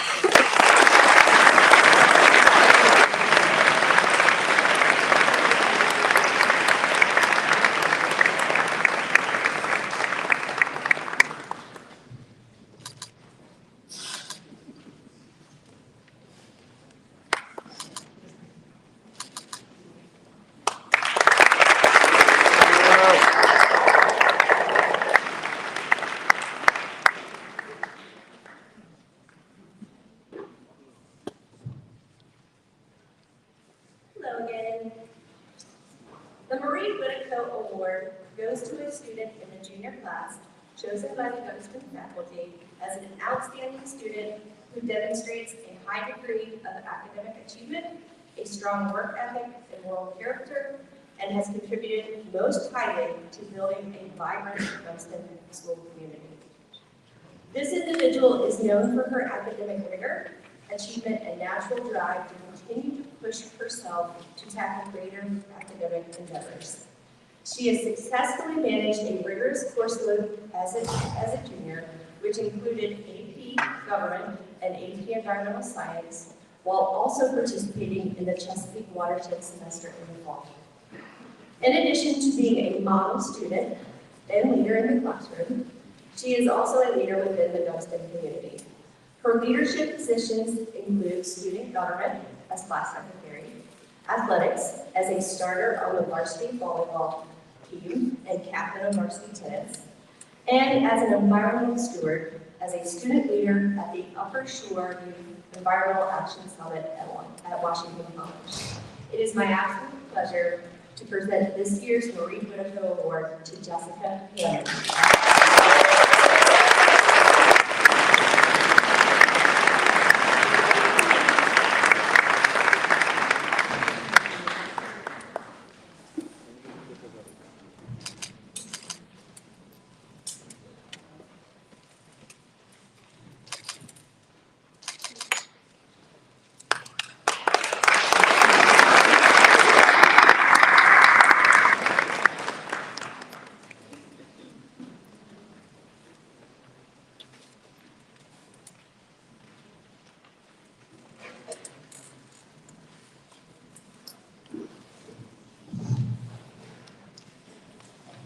I would like to first welcome Ms. Mary Long, who is Dickie Long, who is the widow of the individual after whom this award is named, Mr. Paul Long. So Dickie, welcome, and thank you for being here.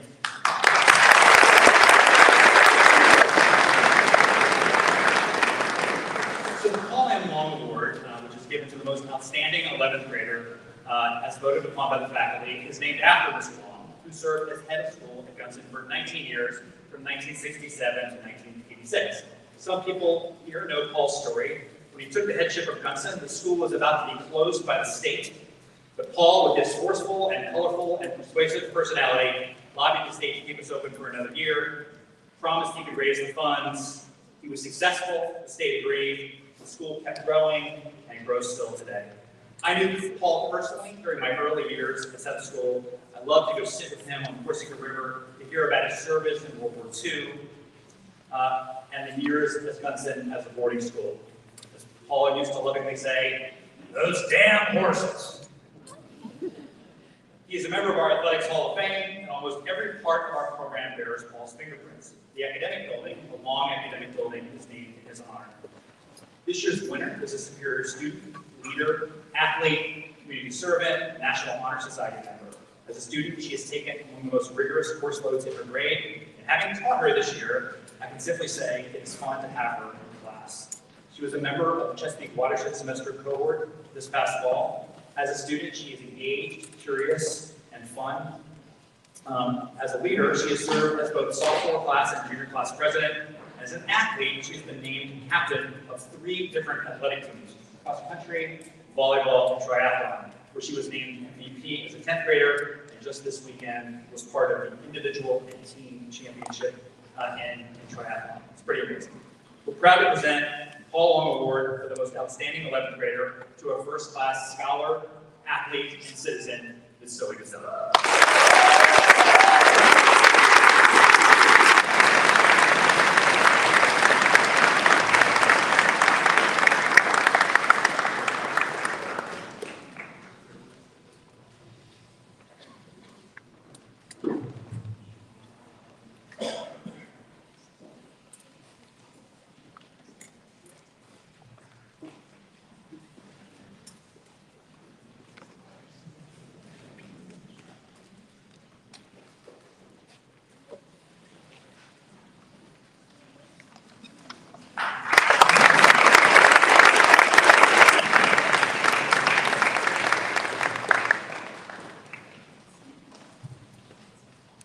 The class of 2023 2023 had a very successful college admission season, and we are really proud to announce that you guys were awarded a combined $10 million in scholarships.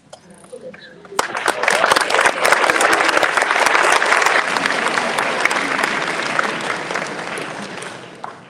Each year, juniors and seniors receive recognition from the greater community.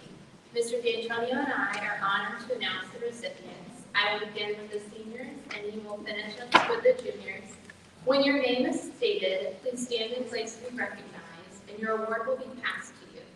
After all senior recipients have been named, we'll ask you to come to the stage for a group photograph. This year, Judson is proud to announce that Zach Moser has been named a National Merit Finalist in the 2023 National Merit Scholarship Competition.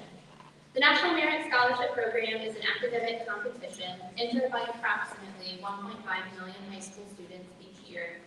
Zach was chosen from among the more than 15,000 outstanding finalists nationwide. The pool of semifinalists represented less than 1% of U.S. high school seniors, which included the highest scoring entrants in each state. Congratulations, Zach. Nick Abel and Damian Renee. Additionally, we have two National Merit Commended Scholars, Nick and Damian, received commendations from National Merit, an acknowledgement given to students who participate in the program and demonstrate exceptional academic ability, recognizing their outstanding performance. Congratulations, Nick and Damian. Kelby Booth. The Mid-Shore Community Foundation is pleased to manage scholarships that support students living in Caroline, Dorchester, Kent, Queen Anne's, and Talbot counties. In general, scholarships are based on academic achievement, community service, and other criteria specified by the donor. We are pleased to recognize Kelby, who was awarded the Bobby Kendall Memorial Scholarship worth $4,400. Aaron Sanderson. Established in 1943, the United States Merchant Marine Academy, located in Kingsport, New York, stands as a pillar of maritime education and training. The Academy mission is to provide young men and women with the skills and knowledge necessary to become leaders in the maritime industry and serve our nation in times of peace and war. Earning admission to this esteemed academy signifies not only high academic achievement, but also a commitment to serving one's country. Applicants must possess a genuine commitment to the principles of duty, honor, and service. On behalf of the United States Merchant Marine Academy Superintendent, Vice Admiral Joanna Noonan, I'm honored to present a class of 2027 appointment to Aaron Sanderson. For our final two recognitions, I would like to invite Chief Aaron Austin up to the front. And Conan, Sally Selassie, and Oliver White, if you could join him, please.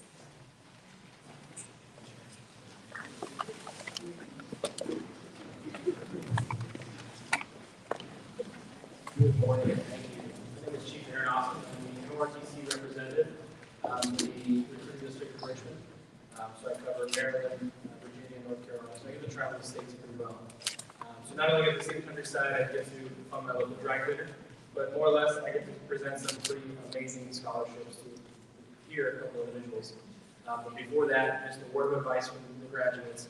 Whenever you get where you're going, please call your mom. And don't forget to text your dad, please. But no, this is more than just money. I get the honor of presenting over $400,000 to two individuals. But nonetheless, they are taking that step forward to serve their country. These two individuals will go on to serve at the NORTC School of Choice. And from there, they'll be a commissioned officer of the United States Navy, and they'll be our next leaders in the United States Navy. So without further ado, Conan and Oliver.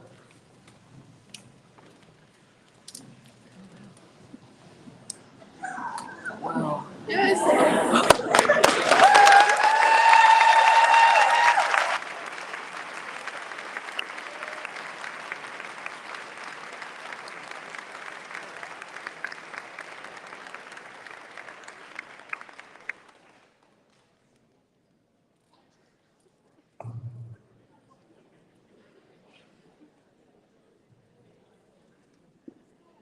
Seniors, if you read your name just now, please come forward to the right of the stage for a picture to be recognized.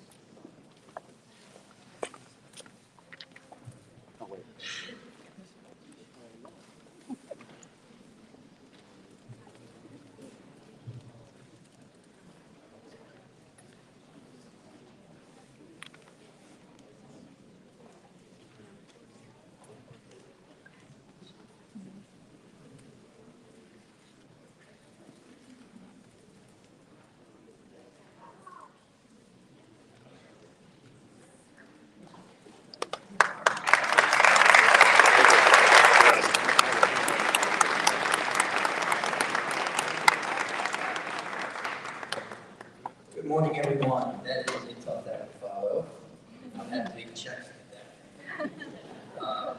This year, a number of Gunston juniors earned recognition from colleges and universities across the country. Should these students attend a college or university named, they may be eligible for scholarships that vary by institution. When your name is stated, please stand in place to be recognized, and your award will be passed to you. After all junior recipients have been named, we'll ask you to come to the stage for a group photograph. First, I will announce the book awards. Annabelle Sinatra, please stand. The Smith College Book Award honors outstanding students with significant academic potential and commitment to making a difference in their communities. Applicants personify academic success, leadership qualities, and a concern for others. Congratulations, Annabelle, for being this year's recipient. Tillman Overton. The Williams College Book Award is given to a student who has demonstrated intellectual leadership and has made a significant contribution to the extracurricular life of the school. Congratulations, Tillman.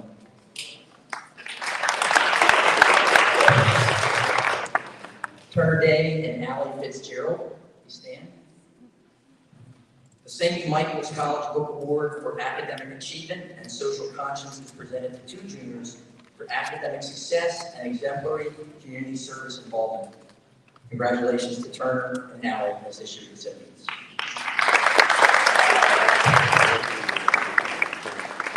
I will now announce our college award recipients. Anna Schweiger, please stand. Clarkson University Leadership Award is presented to a qualified junior each year who demonstrates leadership and outstanding academic achievement. The recipients will be eligible for a minimum of $80,000 in scholarships over 4 years. Congratulations to Anna as this year's Clarkson University Leadership Award recipient.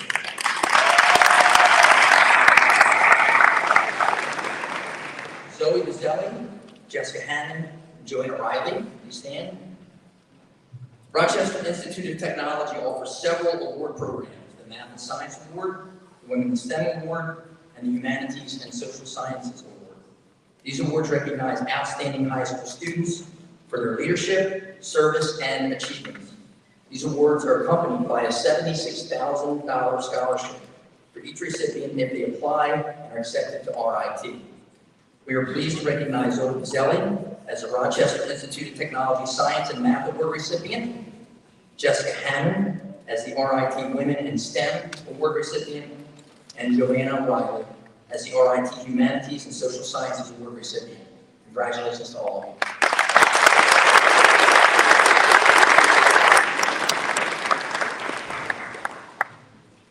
Lucas LaFleur, Ava Runs, and Anna Schweizer.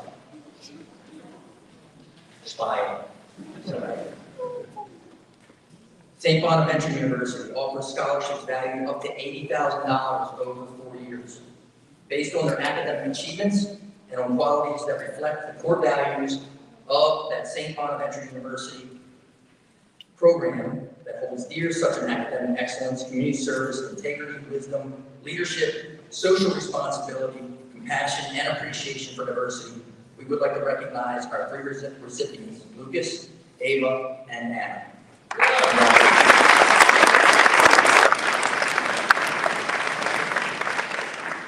We have 3 scholarship awards for the University of Rochester that make these students eligible for a minimum of $40,000 over 4 years. Josie Merker, please stand. The George Eastman Young Leaders Award goes to a student who demonstrates strong leadership, high academic achievement in challenging courses, and extensive involvement in extracurricular activities. We are pleased to recognize Josie for this award.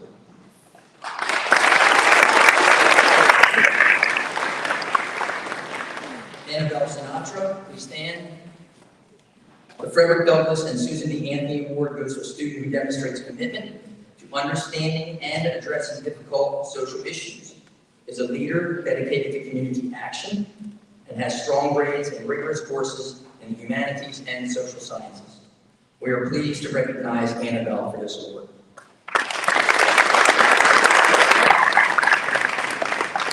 Caitlin Myers, please stand. The Bosch and Long Honorary Science Award goes to a student who demonstrates high achievement and rigor in math and science courses, makes a positive contribution to their school's community. We are pleased to recognize Caitlin.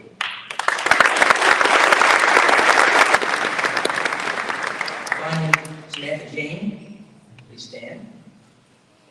The Rensselaer Medal Award from Rensselaer Polytechnic Institute for outstanding academic achievement in the study of math and science is worth up to $120,000 over 4 years, and this award goes to Samantha. Congratulations.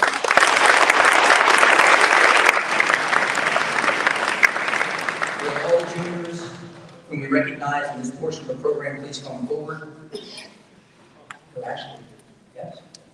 Please come forward to the left of the stage, right to that side.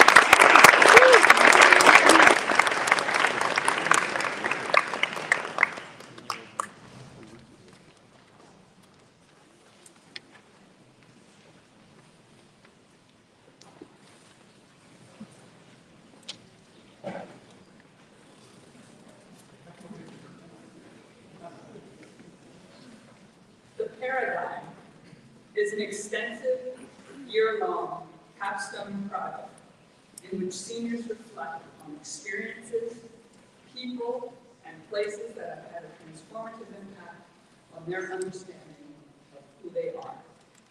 The project takes the village as each senior has a paradigm mentor. We extend our thanks and sincere gratitude to Mr. Mo Weimer for guiding all of us coordinating this very important work. And I extend thanks to all faculty and staff who have served as mentors. Students earn pass, honors, or high honors for their work.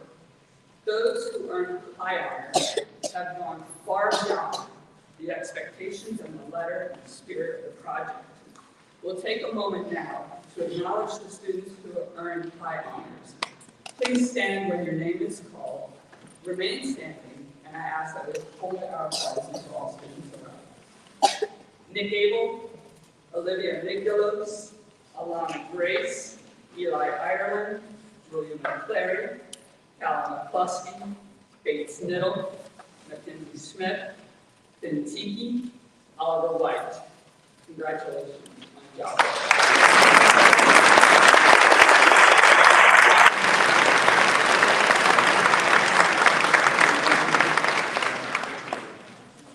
From the High Honors Group, one single student is selected as the Paradigm Award recipient. This year's recipient began thinking of the project last year and started creating in early September. A concept was formed, the plan was laid, the project was completed ahead of schedule. Through prose and verse and photographs and sketches, this year's recipient tells the story of a journey from childhood to adulthood that is raw, emotional, and powerful.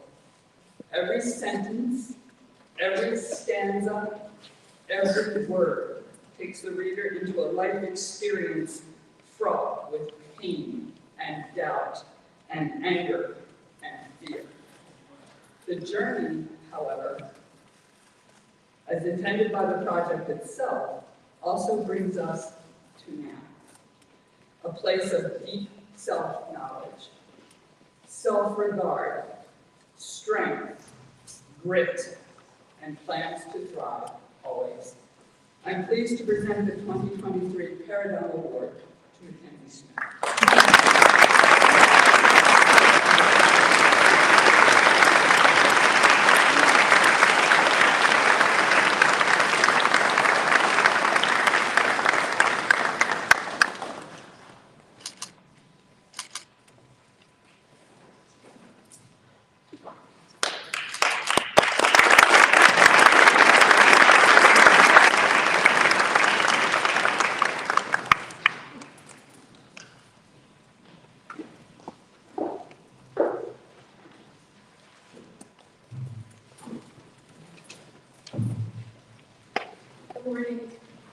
Marguerite Thomas Community Service Award was created in honor of my grandmother who retired after 35 years of employment at Gunston.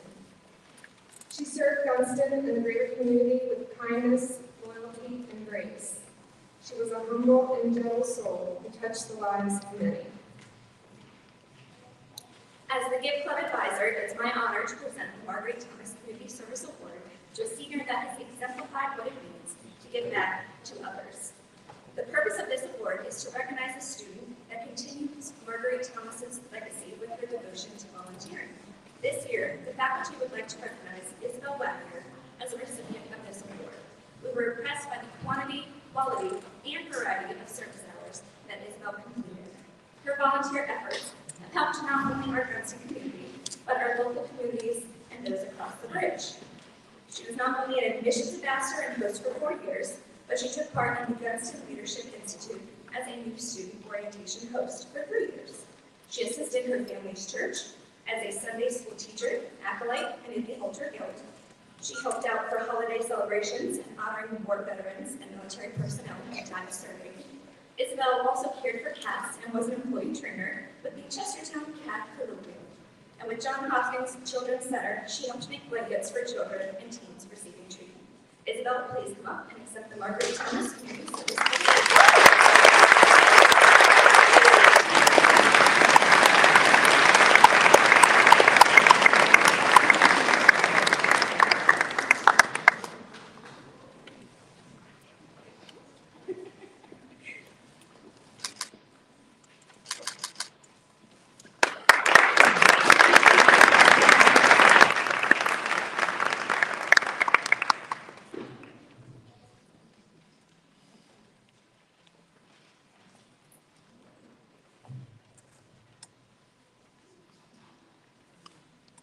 Good morning. I'm Ronnie Bessneighbor. I'm the Director of Sustainability and Chesapeake Watershed Semester here at Gunston. So the Environmental Stewardship Award, sorry, I don't know why it's better. The Environmental Stewardship Award is awarded to the student who has demonstrated a working understanding of environmental stewardship, who has exhibited leadership in organizing and inspiring sustainable actions, and who has promoted an attitude of environmental responsibility in others. The award itself, which is not here on the stage, is a little bit delicate. It's fashioned as an oyster wreath.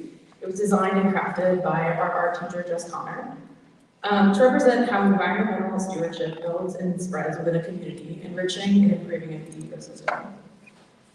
Awardees are presented with a porcelain oyster shell that is also crafted by Jess Connor, as a reminder to continue to plant the seed of environmental stewardship in the communities they join. This year's recipient has left no question about what matters to them most. As early as sophomore year, this student knew that they wanted to pursue a career in environmental science or studies. Regardless of the subject matter, the student always chose an environmental topic for class projects. In their senior year, they graduated their sustainability interests to a new level by participating in the Chesapeake Watershed Semester and by taking on a leadership role in the environmental club and in the planning of Earth Day. They even just completed their internship with NOAA, the National Oceanic and Atmospheric Administration. I want to underscore this next part. What strikes me most about the students' passion for the environment is their respect for it. They are an incredibly introspective and empathetic person. Their quiet wisdom and empathy reach beyond their human friends and expand to the natural world. This is the kind of ethic we need for the environmental changes we're going to face in the near future. But it's also the ethic that the student will need as they face life challenges. Nature is a grounding force. I'm honored to announce the 2023 Environmental Stewardship Award to Eli Adams.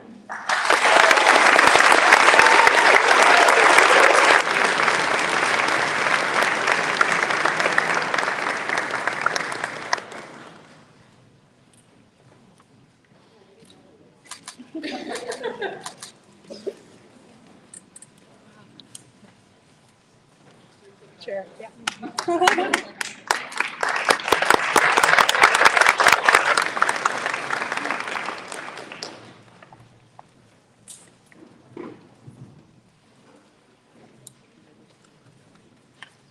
I meant to do this earlier, and I apologize, but I want to recognize all of our host families as well that have hosted our international students this school year. They open up their hearts and their homes to the students, and without them, our community would not do the same. So thank you, host families. They're listed in your program, but please stand as I call your name. Senior Angarita, the Hammond family, the McCluskey family, the Miller family, the Mulocks, the Phillips family, the Shepherd family, the Best family, the Yarborough Smith family, and the Smith family. Thank you so much for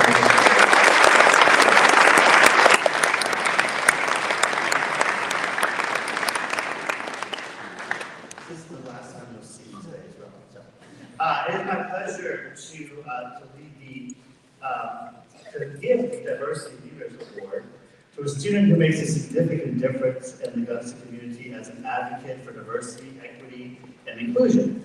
The student who earns this award has demonstrated a track record of leadership in organizing and inspiring actions which promote diversity on campus.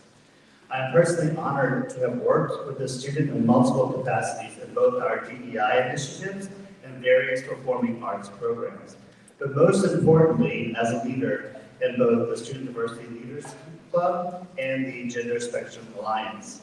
Throughout her time as a diversity leader here at Gunnison, she has attended and presented to various conferences throughout the state focused on recognizing and appreciating the diversity that makes up our community. Also, she recently dedicated her senior internship opportunity to helping me organize various projects focused on enhancing Gunson's commitment to diversity, equity, and inclusion initiatives. Her voice and vision will be resonant throughout our pursuit of meeting our goals, and I'm grateful for her work and contributions. Angie Lynn is one of the most thoughtful, sensitive, caring, and empathetic students I've encountered in my teaching career. You can count on her to support any project, and there isn't a task she will not complete. Please join me in thanking and congratulating our 2023 Diversity Leader Award winner, Angie Lynn.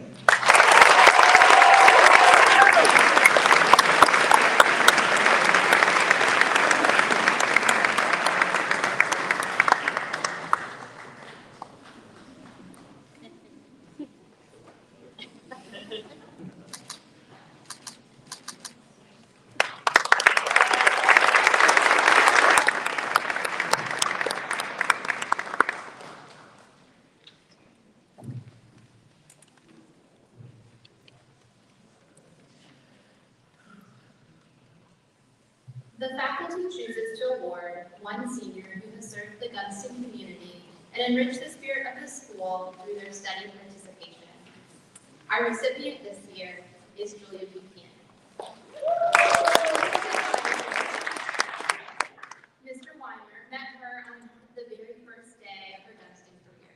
She entered his advisory, which was full of seniors at the time, with confidence, kindness, respectfulness, genuineness, and curiosity. I never interacted with freshman Julia, but I did get to spend some time getting to know her during her upperclassmen years.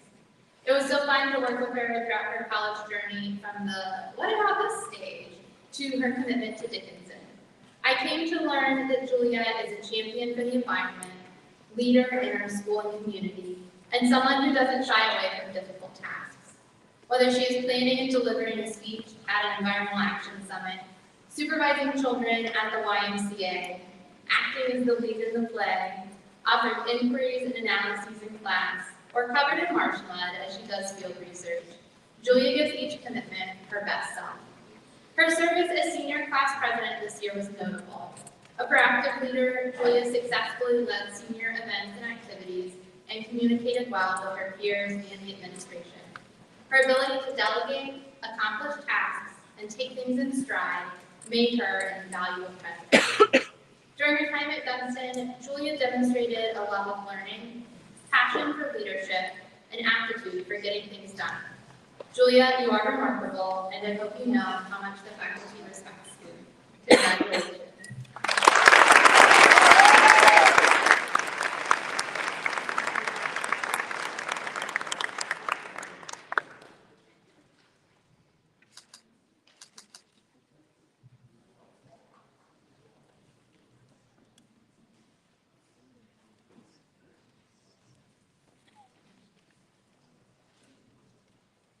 Gunston's Leadership Award by faculty vote recognizes one senior who during their high school years has effectively, positively, and constructively guided others in thought, speech, and action.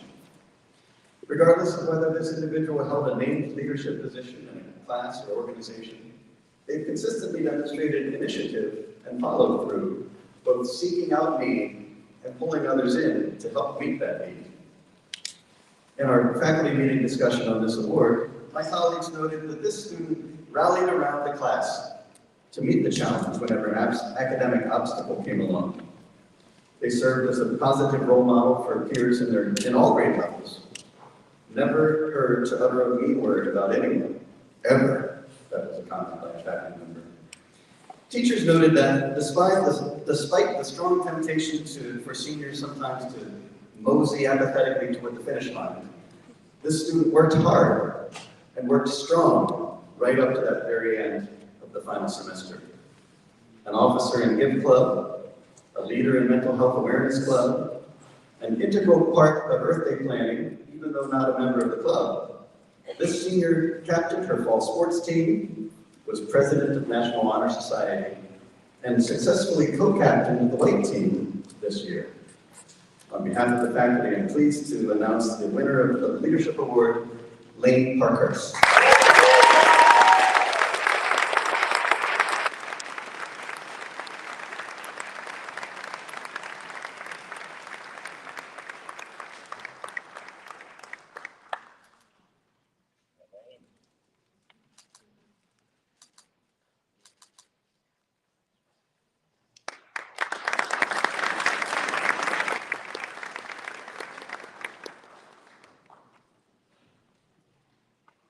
The Gunston Award began as the Gunston Girl Award back in 1969 during the era of girls' boarding school.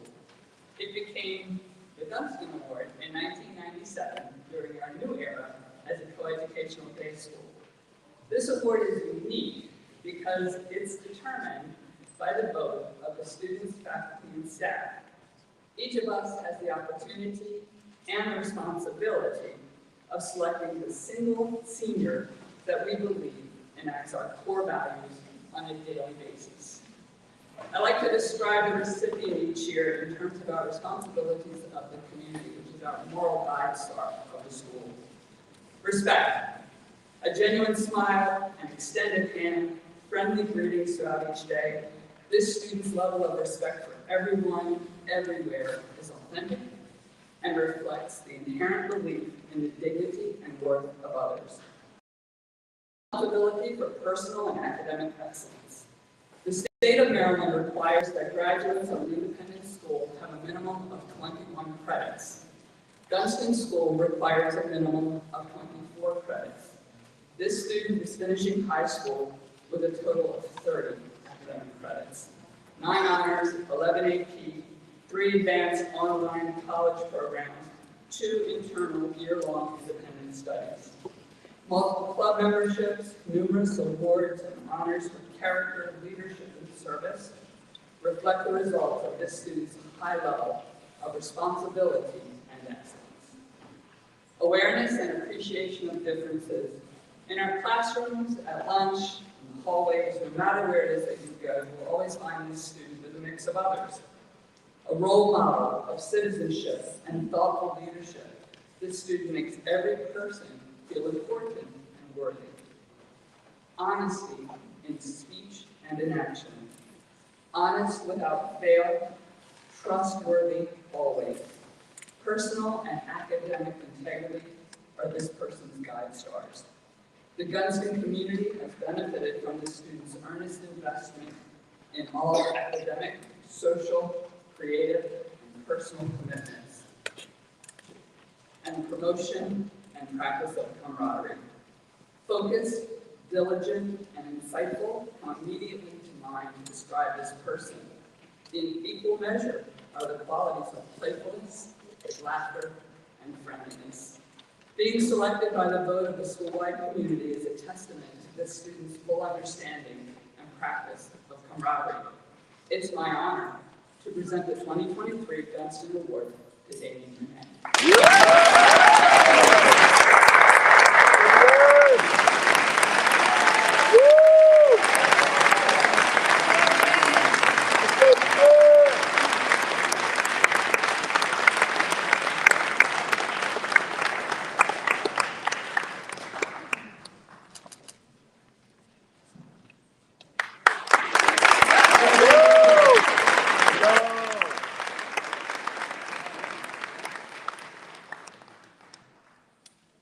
our current SGA executives up to the front, Conan and Mara and Logan.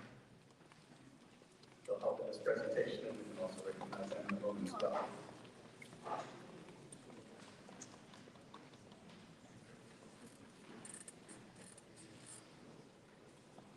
Our thanks go to all of the SGA members and their faculty advisors for your leadership throughout the school year. Without these officers and representatives from each class, we would be missing out on bake sales, dress down days, back to school dance, fall spirit week, homecoming, the Centerville parade, junior senior day, and prom. Before we look to next year, let's recognize this year's SGA executives. Logan Kelly, who served as secretary and all-around substitute leader. Marin Neelan as vice president and dance committee chair. And Makonnen Sali Selassie, student body president.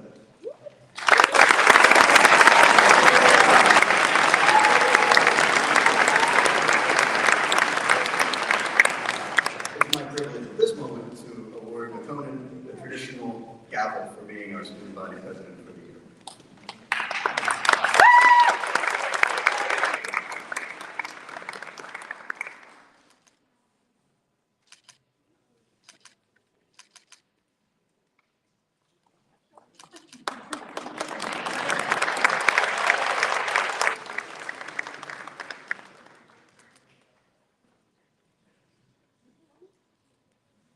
We now recognize those who have been elected to class office for next year. Note that any vacancies at this moment will be filled by a separate vote in the fall. Please hold your applause until all officers or reps have been announced for each grade level. So first, Logan to announce the sophomore officer. Next year's sophomore class officers for representative is Gianni Figliosi, treasurer Nevin Porter, secretary Jed Cohen, vice president Emma Morris, president Lily Babylon.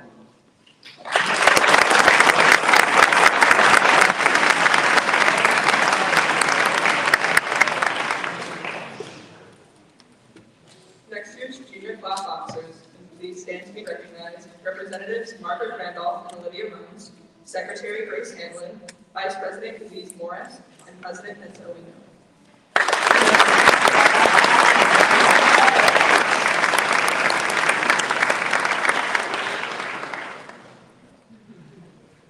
Next year's senior class officers, please stand to be recognized. Representatives Abby Housekonek and Caitlin Myers.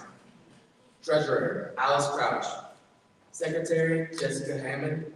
Vice President Ben Cook. President Zoe Bizzelli.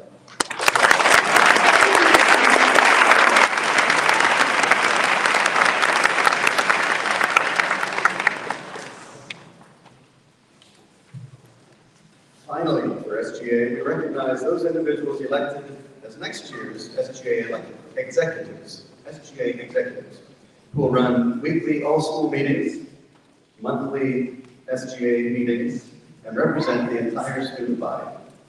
For next year, our executive officers will be, please stand, Eamon Schaffer as secretary, Logan Kelly as vice president, and Marin Neelan as president.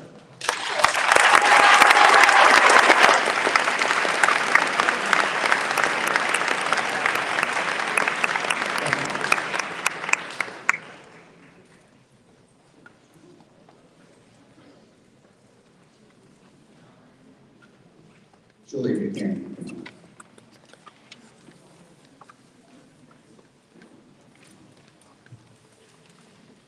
Great. Hi, everybody. Okay, so this year, the senior class wanted to get something done to promote camaraderie for the students. After going through COVID, all of the seniors understand how building relationships is such a pivotal part of the Gunston experience.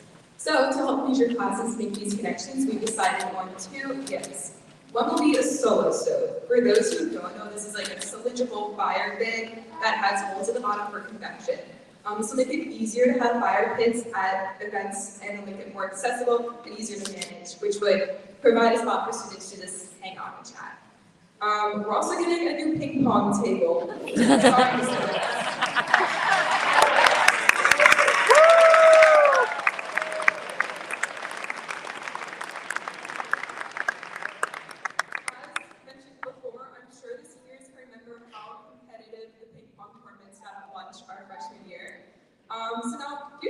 classes will be able to make those memories as well.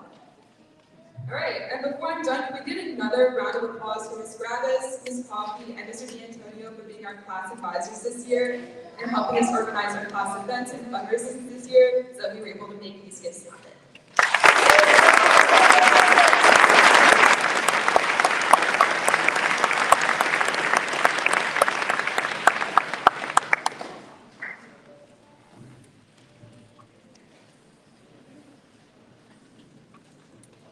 Let it be noted for the record that I am not anti-ping pong.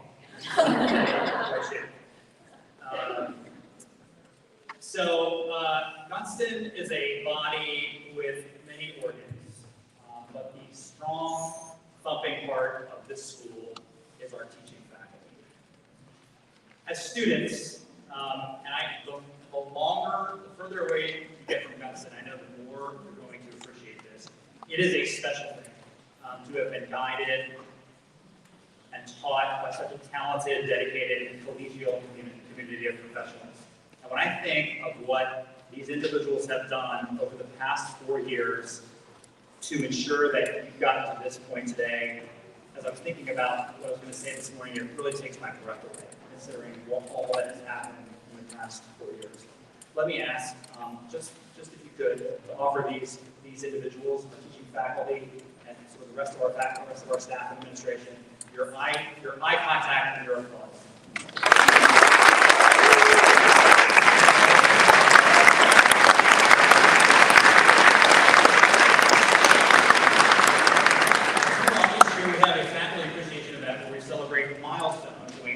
Departing colleagues. So a couple of milestones. Every year we give a Forge Medal to those people who actually survived their first year at Gunston.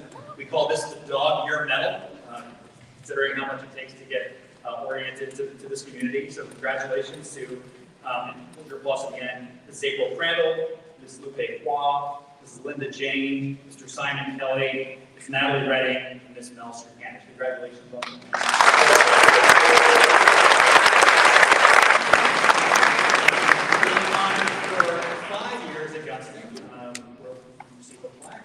I would like to honor 2 individuals, Mr. Bobby Stevenson and Ms. Trish Rudolphs.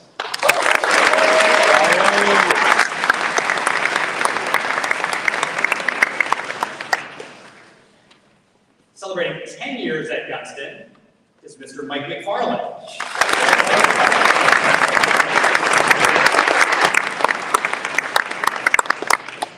Celebrating their 25th year at Gunston, this individual who started at Gunston, they were 5 years old, Mr. Mark Weaning, 25 years.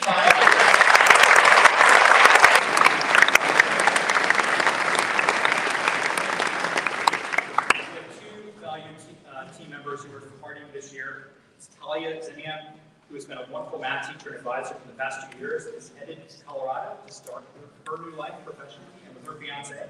Congratulations, Ms. Ziniam.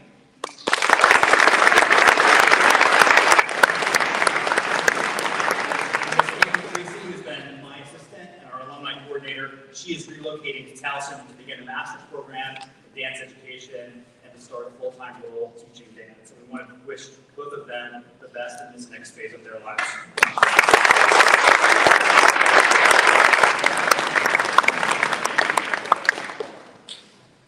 So it is 10:40. I'm reminded of the 1988 Democratic National Convention. Bill Clinton was given the keynote address that year. This was long before he was a well-known politician. And his address went on so long that the biggest applause line that he got in his convention speech was this line. In conclusion, the way interrupted. The reason this is such a long ceremony, there's really 2 reasons why this ceremony is so lengthy. First, is so that tomorrow can be short, sweet, and beautiful.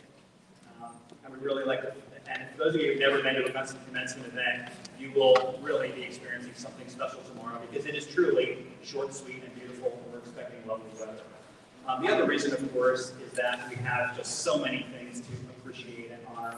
And I just want to thank all of the honorees, all of the members of the class of 2023, all of those people who spent time, energy, and love in putting these presentations together. So let me give you the applause line. In conclusion, my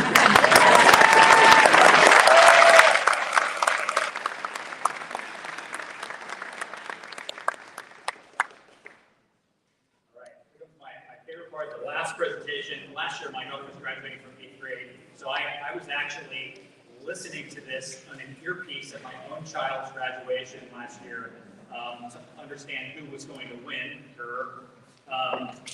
wasn't the green team. But let me invite our light director and the czar of green and white up the stage to award the final award today, green and white.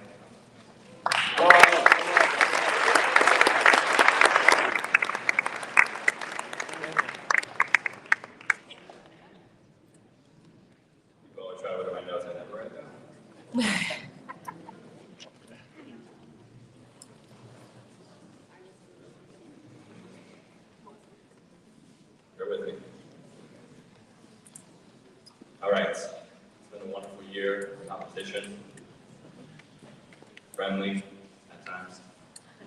And it is my honor to present and name the winner of the Green and White Cup for the 2022-2023 school year.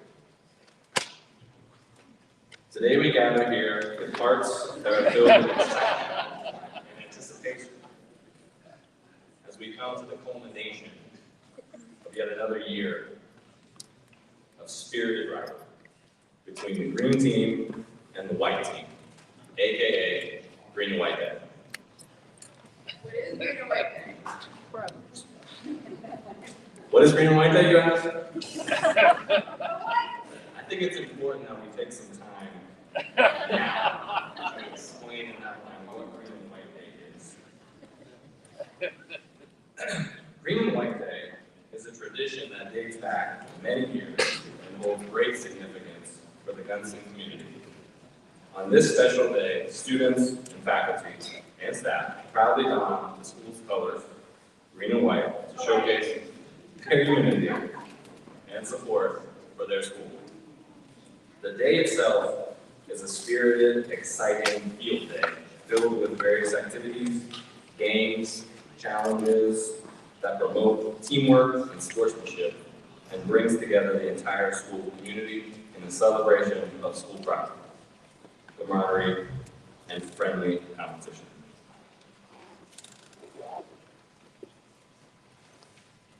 A new tradition that was incorporated this year is that the winner of the previous Green and White Day gets to paint the Everett Elbow in their team color, displaying for the entire upcoming school year who won last year's competition. A lot of y'all thought I was going to win it. Thank you to Thomas Callahan for painting the boat this year.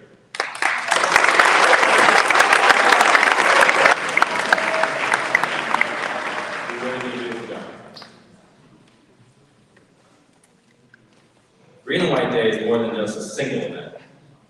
It is a cherished tradition that celebrates the unique spirit and community of our school.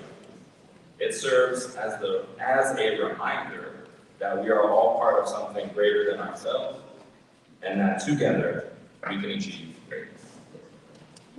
That's just off the top of my head. Thank you very much. Now, without further delay,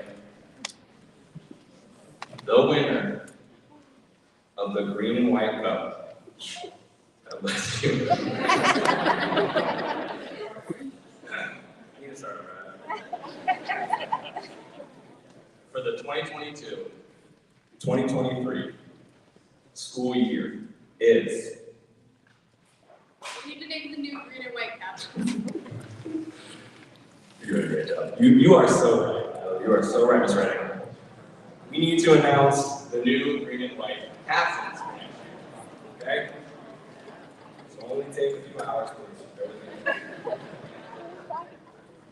But before I do that, I would like to call up this year's green and white captains. Lane Parkhurst, Julia Buchanan, Magic Kellogg, and Makonnen Salasi.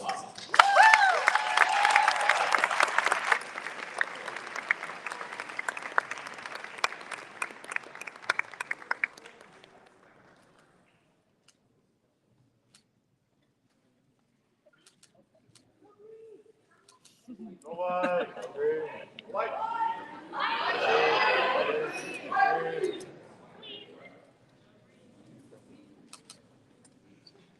a green and white captain is not easy.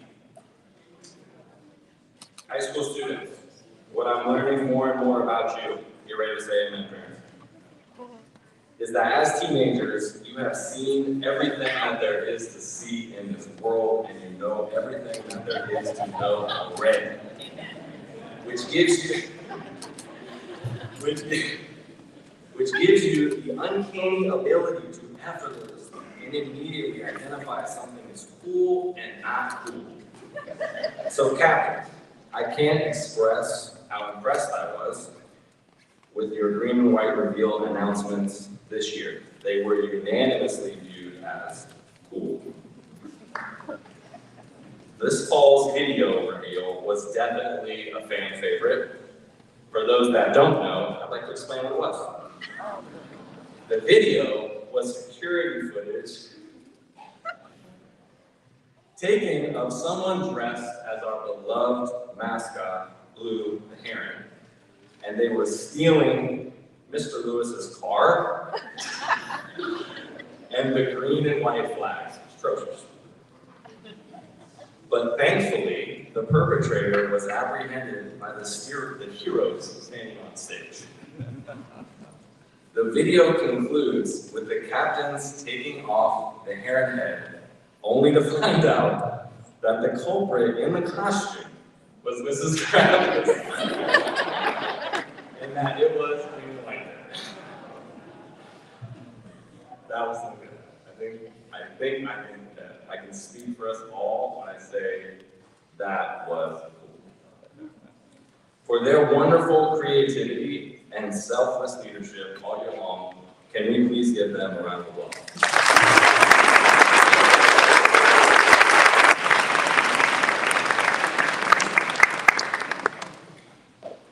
Now, as a way to pass on the torch of leadership, this year's captains are going to present next year's captains with the green and white flags. When I call your name, please come to the stage. The green and white captains for the 2023-2024 school year. For the green team, Sophia Kent and John Serafianos.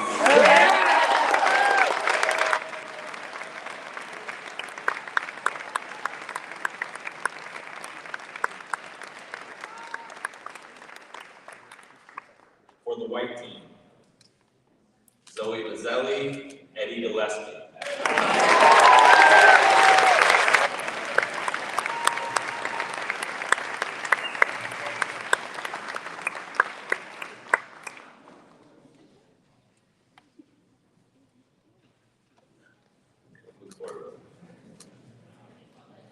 You captains, I agree with your peers. You all are worthy representatives, and I look forward to working with you next year. Go ahead and enjoy your first flag waves as captains. All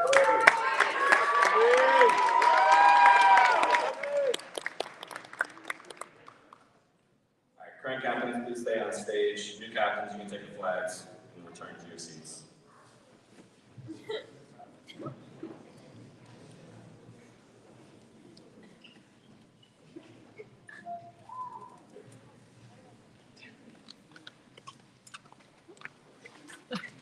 A winner must be named. Now for the winner of the 2022-2023 Green and White Cup. It is my pleasure to proclaim graduation rehearsal. Graduation rehearsal, yes, Ms. Wing, is this right? You want me to remind everyone that graduation rehearsal is following the awards? Seniors can come down to graduation 10, right after the awards. Sometimes we recognize the same. Bus time. Yeah, bus time 11:15 today. Okay. No lunch, no lunch. All right, thank you. All right, time to reveal the winner. With a final score of 3,641 to 4,078, very close, very close. It is my honor to present the 2022-2023 Green and White Cup to the winning team. Give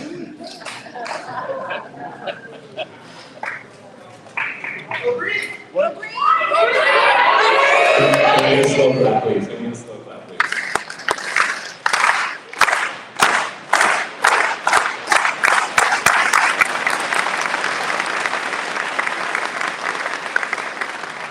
The white team.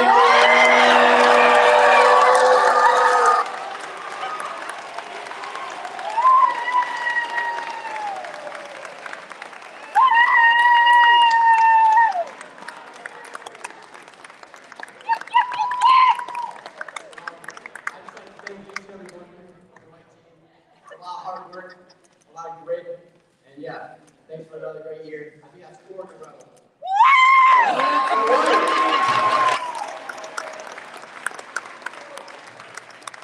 Thank you, white team, best team ever. It's been a great year. Really being competitors. But it's been a great year. Go white.